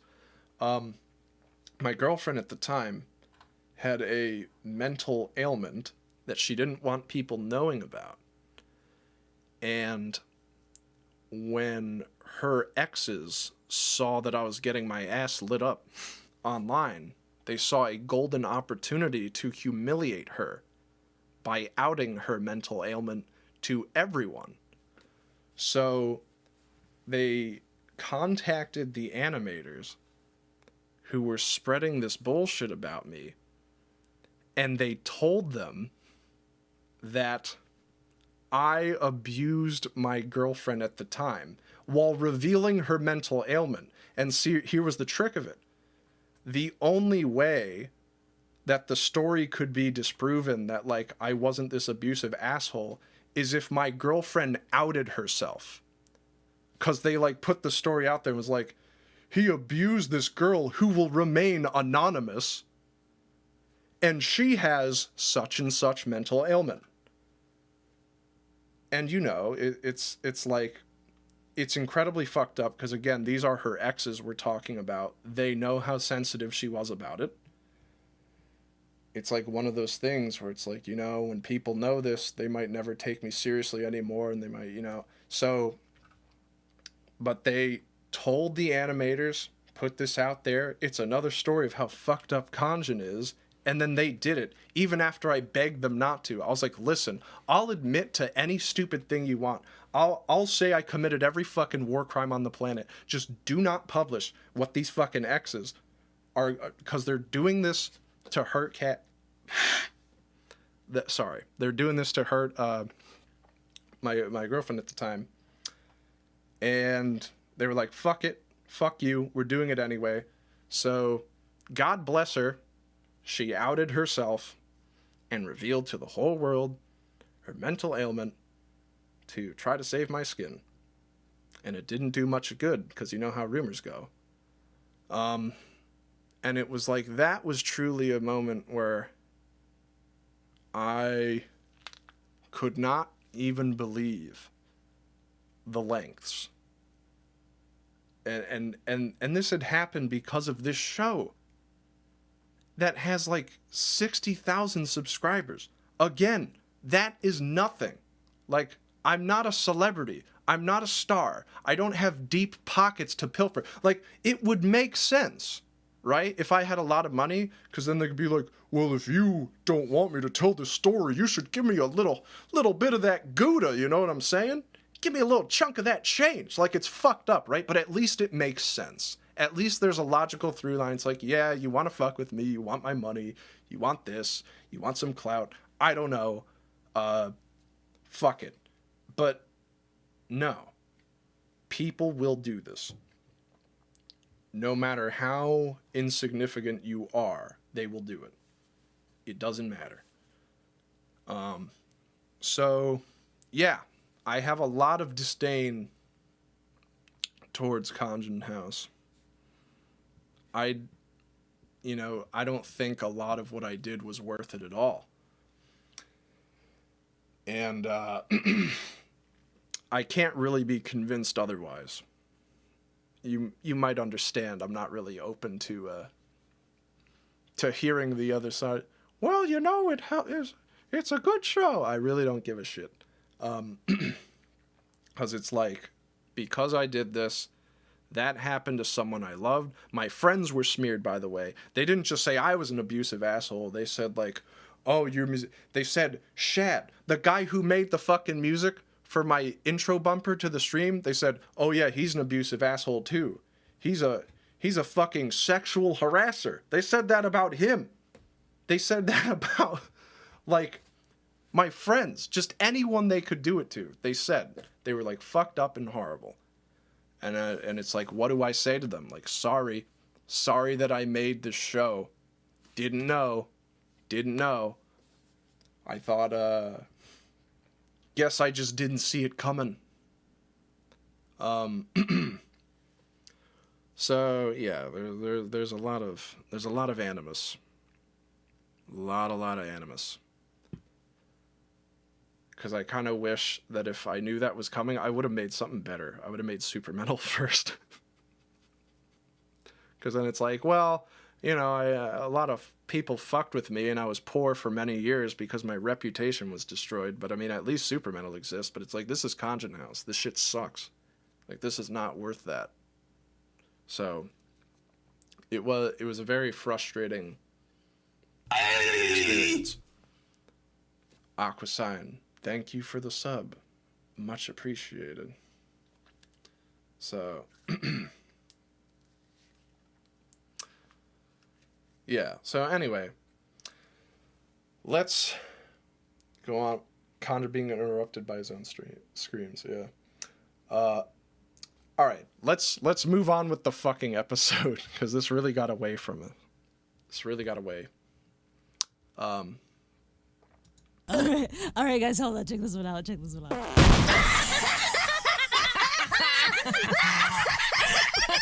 Just another day in the hell cell. Hello, Fratelli's Pizza. What do you want? You know you gotta listen to me. Ruther and her sisters locked me out of my house. I can't get in. Do I look like a locksmith? The hell do you want me to do? Well, Gino. What I need you to do... What I need you to do is poop out of your butt. What? Oh, that's so funny. Hey, why don't I kick your fucking... Did that guy just die? I think so. Wait, I got one. I want a Nintendo Switch! Give me the Switch! $300! You have failed me for the last time! Am I doomed?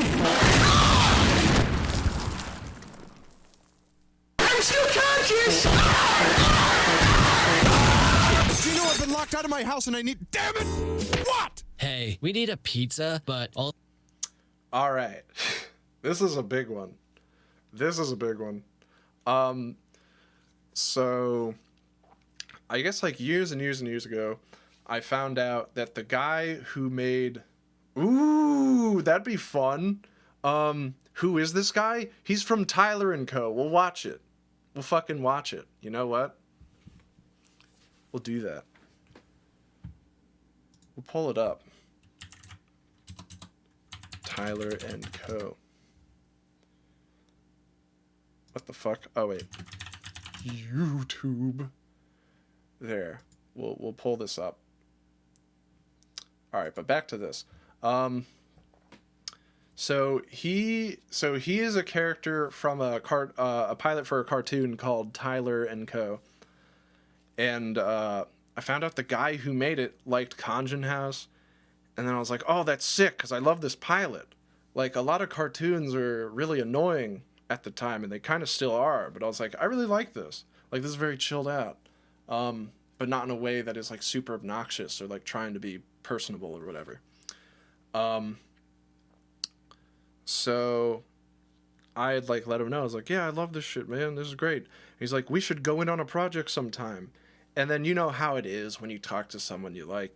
You sort of, like, flirt with the idea of making something, and then it never really materializes, and, you know, back and forth, and people are busy or whatever. And I promised him, I'm like, we are going to do a crossover. We will. But of course, the final episode of Khonjin House happens, and I'm like, oh, fuck, it's the last episode. I mean, we have to do it now. Like, I can't just fucking be like, oh, sorry that we never did it. So I, like, sent him a message. I'm like, hey, let's do it now. Let's just do it.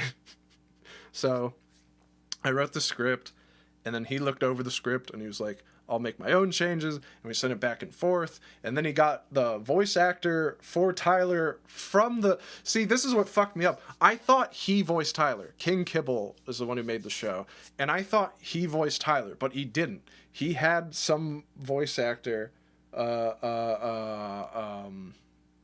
god, I'd have to look it up. I don't want to fuck this up. But, like, there was a different voice actor who voiced Tyler, and he got him to come back and do this one.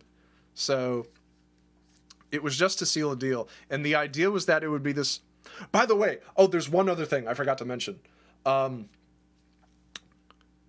We did this under the agreement that Khonjin House canonically takes place in the same universe as Tyler & Co. and vice versa.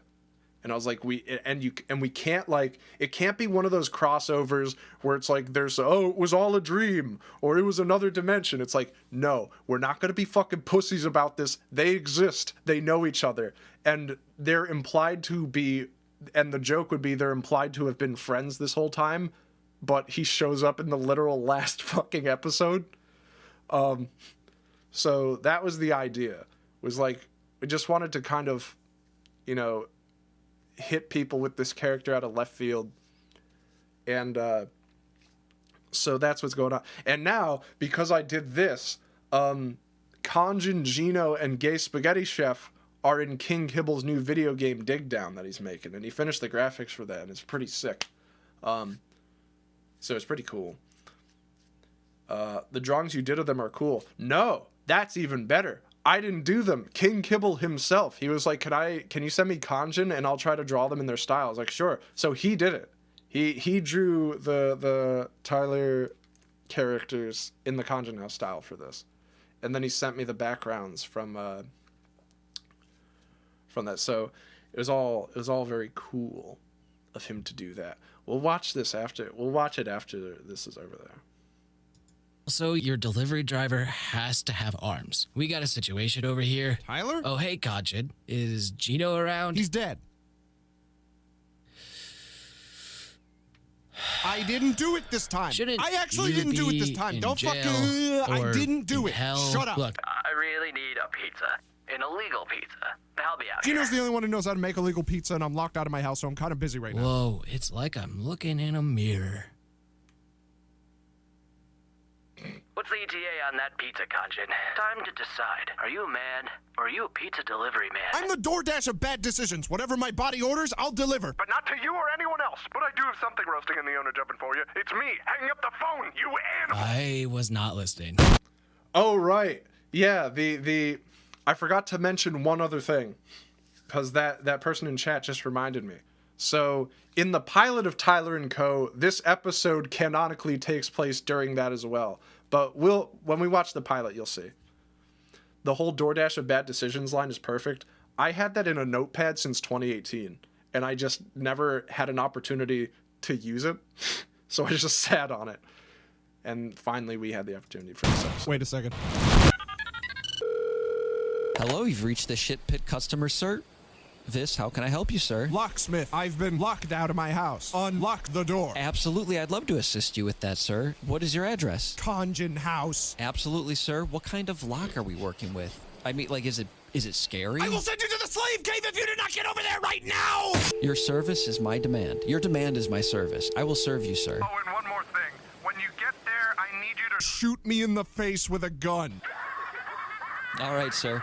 And if I'm not there within 15 minutes, I'll kill myself. So, this is Grant from 3GI, who did this role perfectly. We improv for 45 minutes and then used 12 seconds of voice clips. So, oh man, I'll save that. Explain the slave cave. Oh, okay. This is another kind of dip into a super mental joke, sort of. I had written down this whole list of bad places to send someone to, and they'd all rhyme. So it was there was the slave cave, and the shit pit, and the hell cell, and the malice palace, and the nail jail. Just shit like that. So we incorporated a little bit of that into the episode, but we'll get back to this. Just dial your favorite numbers. Okay, now this is very critical. This scene is very critical. Here's what I need to say about it before you see it. If there's any tattletales in the chat, I'll fucking kill you. Do you understand? I will go to your house and report you to the authorities if you are a Twitch tattletale. Is that clear? Do you get that? I will personally fuck you up if there's any Twitch snitches in here. Alright? You little bastards. Fuck you. Anyway. Hello? Hello? Is your refrigerator running? What? You should catch your refrigerator. You should go to Knock, it. knock. No, shut up. Knock, knock. Say who's there. You guys are such children. It's not funny anymore. Pull out phones in the slave cave! Alright, so a few things. Because a lot was happening. I would rewind back to that scene. There's two problems. One, I missed that the dude's balls were just out. I thought that I caught them. I thought there was no nudity. But the guy fucking Sonny, his balls are just out. So I'm gonna keep it kosher right now. Two, you may be wondering, who is the voice of Sonny? Who is it? Well, the answer is nobody knows. No one on Earth knows, because the voice actress who has made me swear an oath of secrecy, she said, if anyone finds out, I'm ruined. My career will be destroyed. In no uncertain terms, my career is over if this ever gets out that it's me. She was crying on the phone, sobbing into it. She was like, Khonjin, I'm begging you, please don't ever tell. I'm gonna fucking do it. And I was like, well, all right, calm down. I won't tell. She was hysterical, insane even. No, I'm just fucking with you. But, no, this scene nearly never happened because it was one of those jokes that, like, I had flirted with in the sense that I had thought about it, but it was sort of like, I don't know if, like, I am willing to go through the trouble of, like, getting the people together for it. Because, like, one of Clover, who would, like, help me with a lot of, like, she, like, I would usually go to, like, Clover for that, and she was the one who, she was the one who did the titty episode of Khonjin House, where she dressed up as Khonjin. And so I was like, yeah, like, normally I'd go to her, but she's like, I'm trying to, like, step away from all that, so it's like, right, so I think I'd just leave that alone. And it's like, if something was, like, truly so funny, that I need her to do is like, all right, I'll go in big and whatever. I was like, I don't really want to go look for the people to make this happen. I don't have the money to do it anyway, and any of that shit. But one day, I was like, I tweeted something. I don't know what the hell I wrote. I don't think it was terribly important. But like, I got followed by Opalu VA, who's in here, which is unrelated to this because she didn't voice in this. We don't know who voiced in it. And it was like, oh, that's cool. Well, you know, gotta support the art form, right? Because it said, like, hentai voice actress. And it's like, so drop to follow. But then after that, another hentai voice actor followed me. And they weren't as big, but this was like, you know, they all had like a few thousand followers. So I was like, okay, well, I guess they must know each other or something. That's fun. But then another one followed me, and it was like, fuck, what's her name? It's like, I think it's Pixie Willow. And she had like a pretty sizable following, so I was like, wait a second, why are all these hentai voice actresses? What's going on here? And then another one after that. So then I was like, someone's talking about me. Someone mentioned my name to all these hentai voice actors. And then, what was it? I think it was Opal's boyfriend, if I'm not mistaken.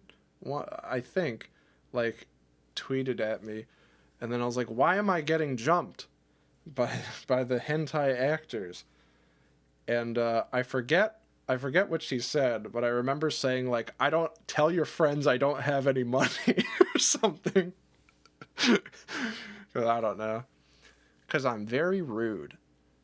But like, yeah, then I started DMing Opal and being mean, and then I pitched the concept, and she was about it. I don't know, am I allowed to tell this story about this trick you play on all your friends? Or your one friend specifically? Am I allowed to tell that?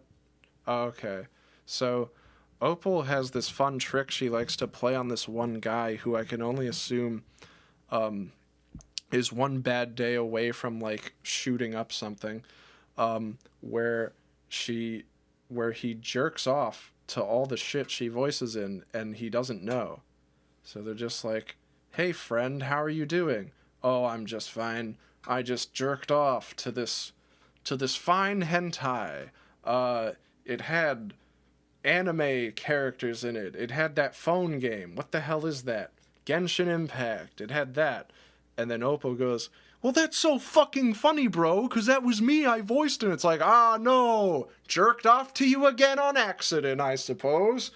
So, anyway, the point is, like, well, he likes Khonjin House, so maybe I'll trick him again, just in case he starts jerking off to this episode of Khonjin House.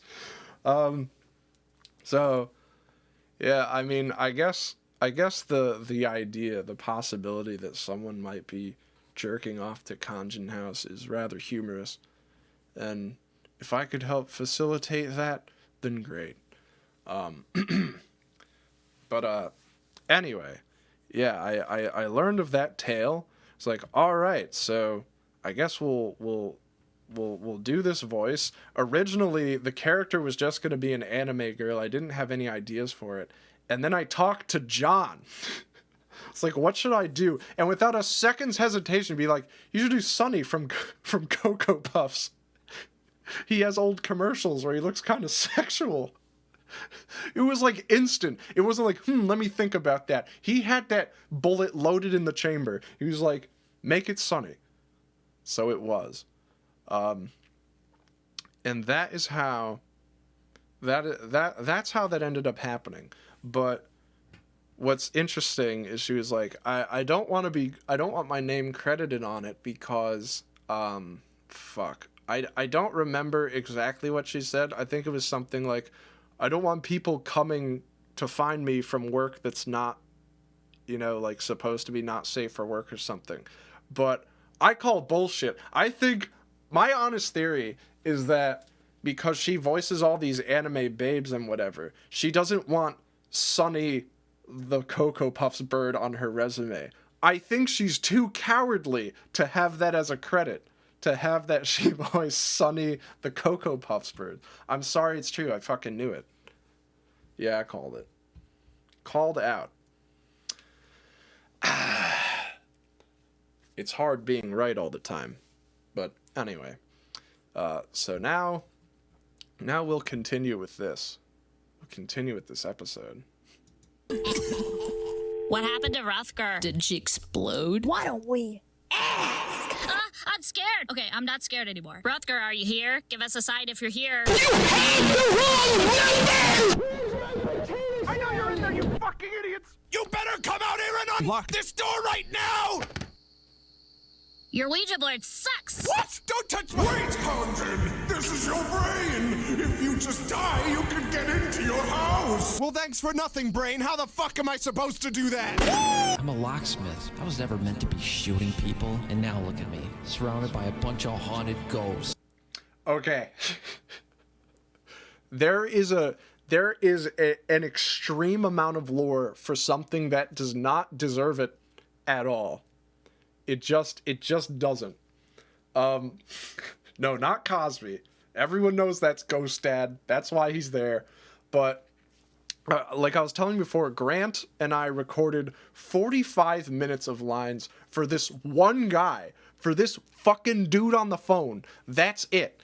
We did 45 minutes, and he has this whole lore now where he's scared of ghosts, and he's like trying to find this haunted medallion and this quest to go like help Khonjin unlock the door ends up getting him haunted, and he has all like 20 minutes of lines about this.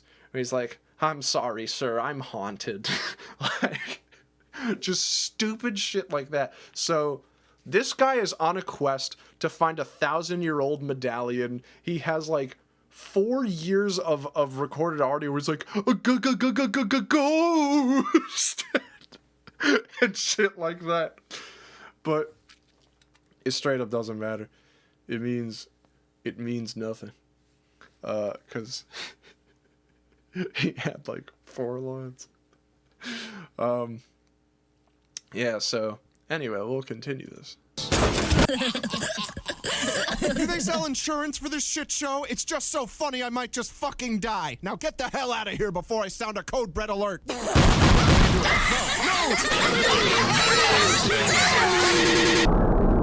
This is my masterpiece, my greatest work. This is my masterpiece. Look at us, Gino. Not you. Okay, if any of you snitch on me, if any of you fuckers snitch on me, you're fucking dead. You are done. I will never respect you. You will die bitchless. Do you understand what I'm saying? See the bitchometer right now? If it's at 0, that's where it's staying. Okay? If any of you fuckers snitch on me. Oh, you are done. You are dead. Anyway, let's continue. You, and not me. Look at us as a people. Get back to work. You're in here wasting your time painting this painting of me. And under this canvas, I create life. Is that my penis? That's his penis. Yeah, I commissioned this artist, Koinobori, to do this. And God, did she deliver. All I asked of her was, I need a painting of Gino where his penis is out, but it's very innocuous. Like, you have to double take to see it. You kind of go like, yeah, that's Gino. Wait, that wasn't his penis, was it? It is really well drawn. She's a great artist. She's really good. And like, I had imagined in my head that if you want to make someone's dick look innocuous, it should be limp. Like, you know, it's just sort of like flapping around, like sort of like a flag in the wind, you know what I mean? But no. Completely contrary to my expectations, she made it fully erect and still fit it within his silhouette, because that was one of the notes I gave her, was like, make it fit in his silhouette so that it's even less noticeable. Like, you have to be looking, and like make the pubes the same color as the pants so that it all kind of blends. I had no idea it was there. Exactly. That is my mastery at work. That is my trickery. That is her skill. So, anyway, it continues This forward. sucks. This is the worst thing I've ever created, and I hope I'm dead within 4 years. So, I think I deserve my props for this one. I grew out my facial hair to look as disheveled as possible. I wanted to I wanted to look like a combination of the dude in those images that says yes and a homeless man. That was the vibe I was going for. Alex Yeek, oh, that's terrible. Fuck you. That's very upsetting.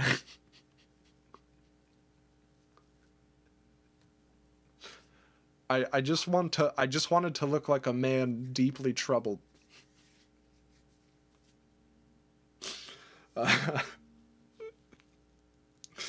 So that was that. Your hair is too short to be disheveled, but look at my fucking mustache. You can't even see my mouth. There's nothing.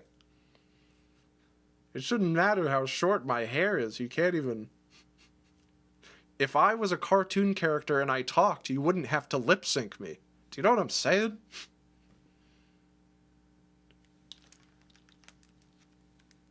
Too well kept. Dude, what are you talking about? Look at it. All right, fuck it. I'm not going to argue this. Point is, yeah, as soon as I took the picture for this, I shaved immediately. I just fucking went to town. Yeah, this is another one where the color difference is pretty noticeable, but whatever. So that was the deal with that. I don't know. Oh, okay. Let me do the pretentious thing. I'll run through the pretentious thing and then I'll stop. Here's something fun. Man. We'll start it from here. I wrote episode 80 so that all of the subtext points to the fact that this is the final episode, that it's over. I put stupid ass, fucking dumb film bullshit ass backstory into this episode because it was the last one and I thought it would be funny. Check this shit out. See, watch this. This is... So the whole premise is that children have taken over Khonjin's house. As if to be like, my era is over.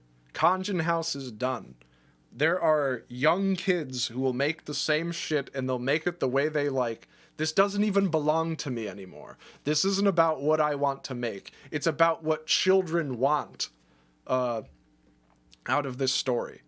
That's why it takes place in Khonjin's house. That's why this is the first episode where Khonjin says the phrase, Khonjin house. You don't hear it in any other episode. But they're not really that interested in occupying it. They're just fucking around with people and killing each other. So they wreak havoc on this world that they essentially own now. Do you understand that? They impersonate him to get away with doing stupid shit. That's, so that's what's going on there in the beginning. You don't even see Khonjin until halfway in the episode. You think you do, but it's not until right now where he finally shows up. He's not in his house. He's tried to get out. He's very clearly agitated about the situation. So, we cut over here, and he's trying to get back into his house, whatever that means. He says his address is Khonjin House. That's where he's trying to go. It's like trying to recapture this essence, this magic, this inspiration that made him want to make it. Under that context, the rest sort of explains itself. Khonjin tries to get back in, and his brain tells him if he kills himself, he can have his house back. Because that's what I'd have to do. I'd have to give up my fucking life for this. I'd have to literally lay myself bare like a fucking dead animal in a lion's cage to try and get any semblance of this back. Now, here's the best part. Here's truly the best part of this. Because he does die, and he thinks he's back in his house. He's in the Ouija board that's back in his house. But for all that trouble, for all of the damage he's inflicted on himself, not only is he still tortured, he's nowhere near his house. He was not even close to where he thought his house was. He killed himself to get to this place that vaguely resembled what his house was like. But as it keeps zooming out, it is revealed just how far away he was. He never stood a fucking chance of getting back there. And that's why you have to let go. And that's the end.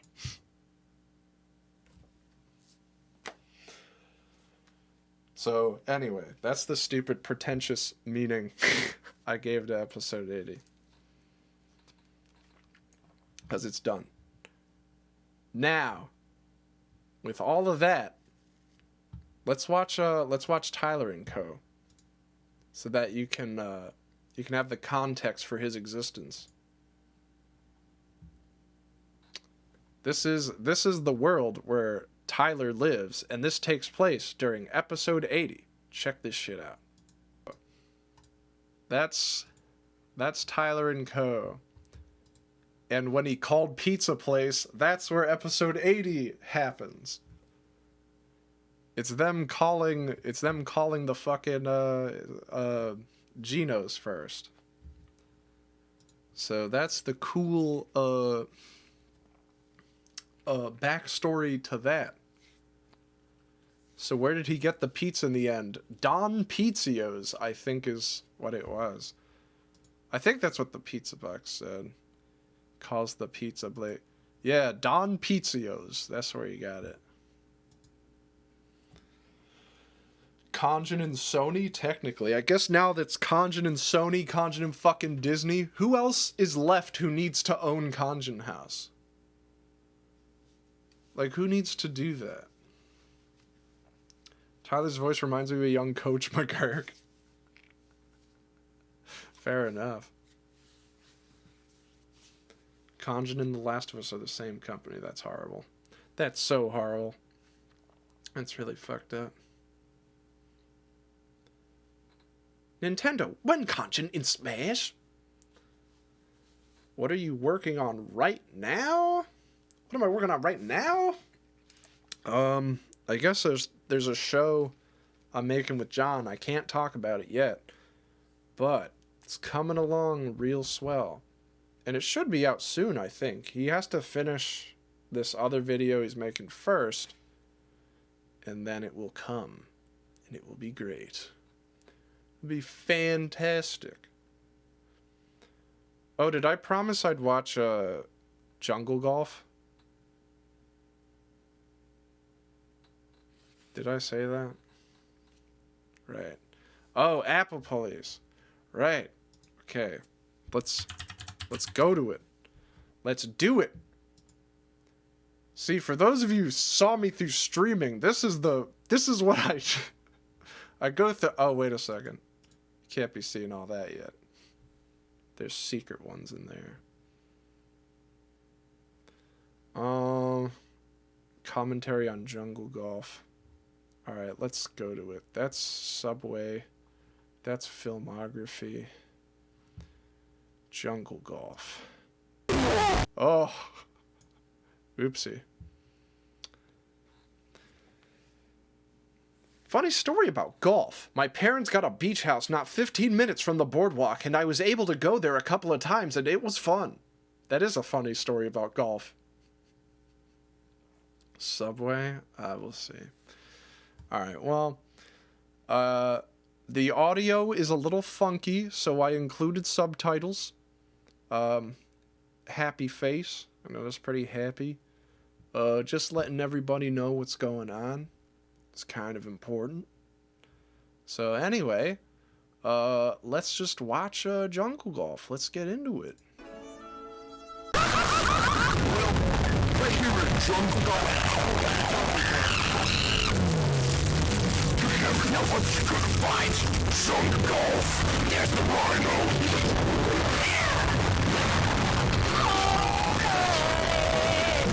Got a weird humming in their minds. All of Jungle Golf is never that you're in the jungle. Gotta swing with the apes, bro.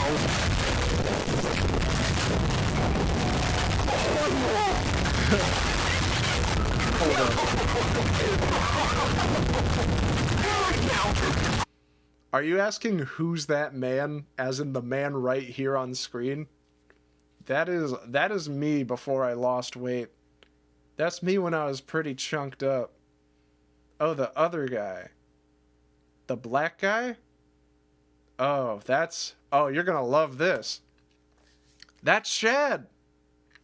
The guy who made the music, the bumper for the stream. That was Shad. You'll see him again. Horses walk out. Time for a check. Get that one. No! Looks like a big one, boys. Gonna have to give him the old big swing.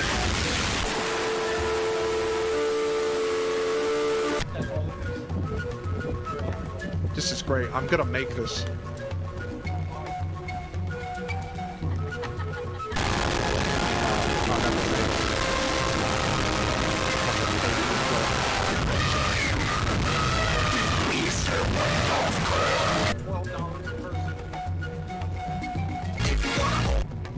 There it is. There's Apple Police.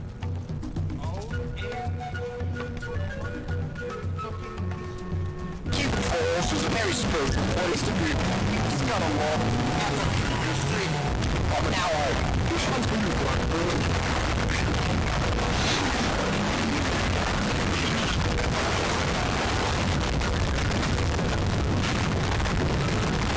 Where did I find those sweet gifts? In Kivu Falls! I found it in Kivu Falls!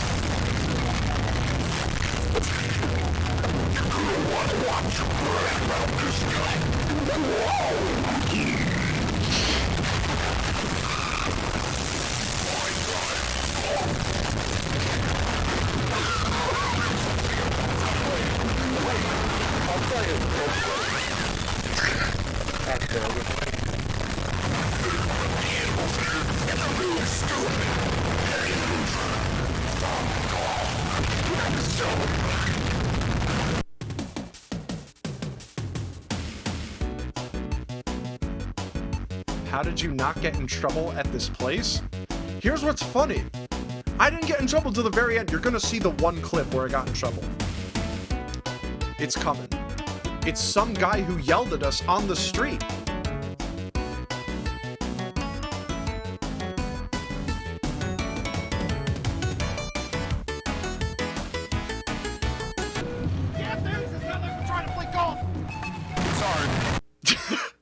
Yeah, it was like some guy was yelling at us to shut up, so I yelled back at him, yeah, thanks. It's not like we're trying to play golf.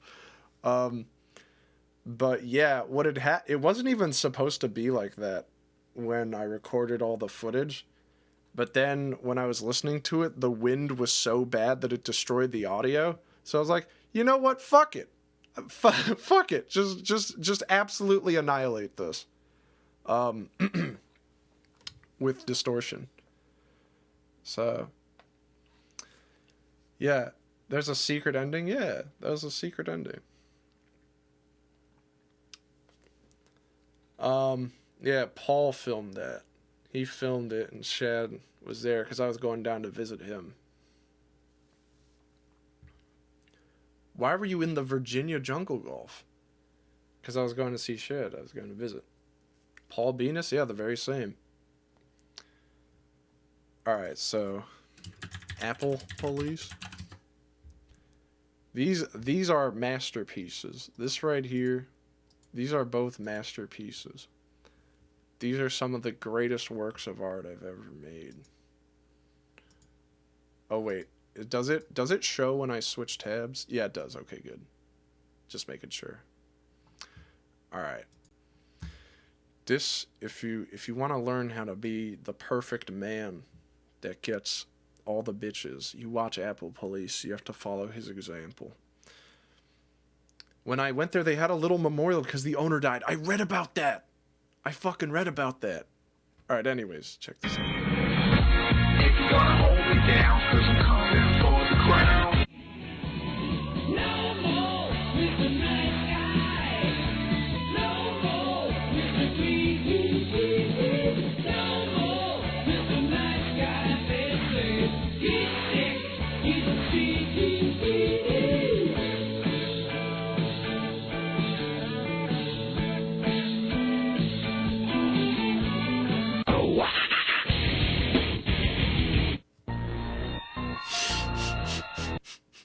I always forget about that dude at the end. But whatever. Now you gotta see the sequel that was made 10,000 years later.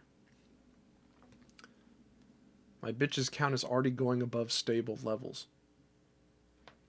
I want a diamond encrusted apple sheriff chain. We'll make it happen. The east side of the LBC on a mission trying to find is the Warren G. This stream is gonna get taken down from all the music. So I hooked a left on 21 at Lewis. Some brothers shooting dice, so I said, let's do this. I jumped out the ride and said, what's up? Some brothers put some left, so I said, so hard, they straight hit the curve. Want some bigger, better things than some horny tricks. I see my homie and some suckers all in his mix.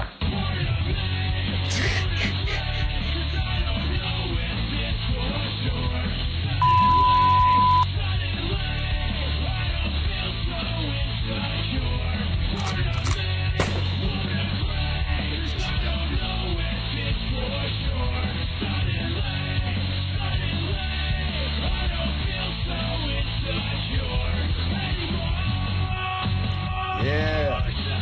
Yeah.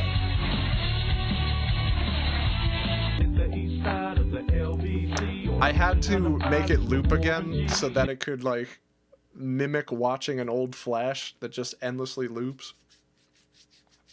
Taking me back to the albino black sheep era. Yeah, that's the idea. That like shitty Newgrounds spam stuff. First time I saw this video and it looped, it's like I had to do a double take. Yes, that's what I was after. But no, Apple Police 3 will have to do something different to harken back to that age. To that classic age. Someone's asking about fan content. It's like, I'll do that, but I want to do that during another stream, I think. Because like I have a bunch of fan games people made. I'll probably play through those. Why is he an apple? Oh, it's because of that one line in the first Apple Police where he goes, "Orange, I glad you said that." That's it. That's why he's an apple. Just Alright. So I'll tell you what. It's like 12:45. So I'll watch the subway one. Someone was asking for that. And then we'll call it. I think we're good. I think we've done a sufficiently long stream.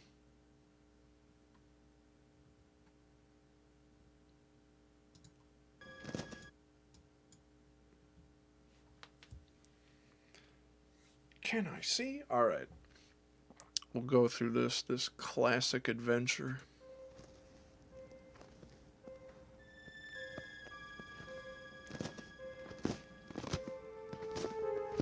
As you can see, I haven't quite lost the weight yet.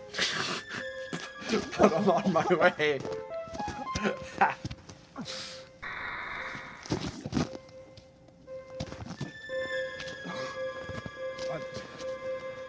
Do you know where I can find the subway?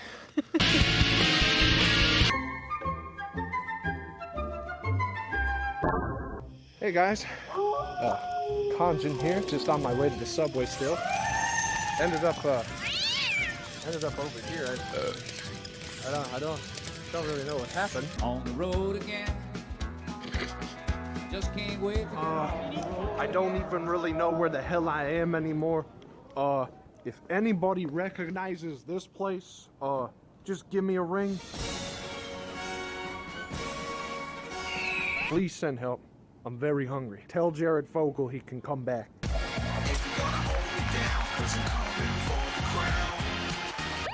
Hey everybody, Khonjin here on my way to the subway. Had a little bit of a mishap. I didn't do it. Forgot about this. And you can't prove that I did do it. On my way to the subway, I ended up getting kidnapped and stuffed in the back of a truck, so... Was I actually pulled over? Yes. The cops didn't say that shit that Grant obviously said, but everything that happens in this video is not staged. Like, the whole idea behind Khonjin Goes to the Subway was that I went to this convention with Dylan, and when I would like film little bits of it as I was going through, and then at the end I was on a rooftop with him, and I can't tell you why I said it, but I was like, and that concludes our trip to the subway, what a great sandwich. And Dylan just laughed so fucking hard at that. So whenever I was in a weird state or something, I'd whip out my phone and go, oh yeah, just on my way to the subway still. So like every scene in this takes place in a different state in America. So anyway.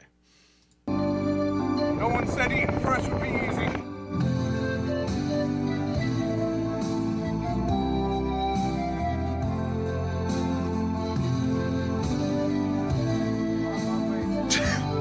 White Eric Andre.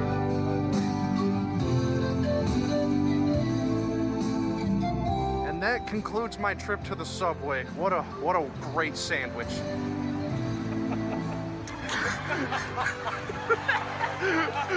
Hey everybody, what's good? It's your boy recording live from Subway. Hey man, I'm so happy that you made it. Grab a seat and make yourself at home. We're in Subway now. Okay, so that was staged. Jared Fogle was not it. That wasn't him. That was fake. And I wasn't kidnapped. I was helping John move. So I was in the back of a moving truck, and I went back there to like help him for when he got to his new apartment. But anyway.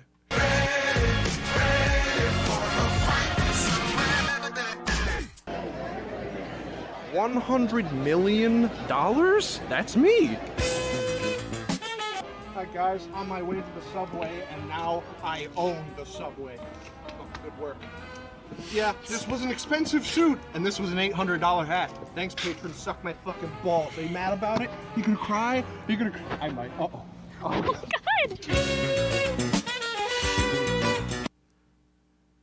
Yeah, this was a mistake. We sort of went onto the roof of a house that wasn't ours, and then I threw the hat off the roof, and then some lady walking her dog sawed at me throw hat. And then they're like, all right, we got to get out of here. Who was on the rooftop with you in the hat? Oh, that's fun. So that's my brother. That's my youngest brother, Ryan. He's so funny. Did you get the hat back? I did. So I ran out of the house and I ran down there and I went across the street and I found the lady, because my first worry was like, oh shit, we're busted. We have to get out of here. But then when I was down there, I was like, is that the same brother who voiced the penguin in the golf episode? Yeah, that's the same one. He's so funny. I love him. But anyway, so I went down to get the hat, and then Ryan recorded me trying to get the hat back, and I was arguing with this lady who I guess really had no idea what we were even up to. She was more mad because she thought I had thrown the hat at her on purpose. She's like, yeah, it was an accident. She's like, I don't know how it's an accident that I get hit by your hat and you're all have your cameras up there. I was like, yeah, just I didn't see you. I'm sorry. It's like, well, hang on, I'll be right back. She goes back into her house and then she gave it back to me. But she was such an asshole about it. So anyway, that's what happens here. Yeah. Khonjin got arrested immediately, losing every dollar he made from selling those fucking dog shit Subway sandwiches, and he went to hell before he died, which is pretty classic of me to do, is to go to hell. Yeah, this was in the times before Kita, before I sculpted my body out of marble. But let that be a lesson to you. None of you have an excuse. If you're bitchless, that's on you. Gotta just go for it, man. Okay. Well, this was a lot of fun. This went from really depressing political bullshit to sort of a fun romp about some stupid lore bullshit. And I guess I'll catch you fuckers on the next stream. Maybe I'll play the fan games. Maybe. I gotta start taking this shit a little more serious. Very awesome stream, looking wherever you do and wherever you end up next. Cool. Glad to hear it, Maine. Got the pepperoni points. See y'all. Enjoy your night. Enjoy your life. Good night, everybody.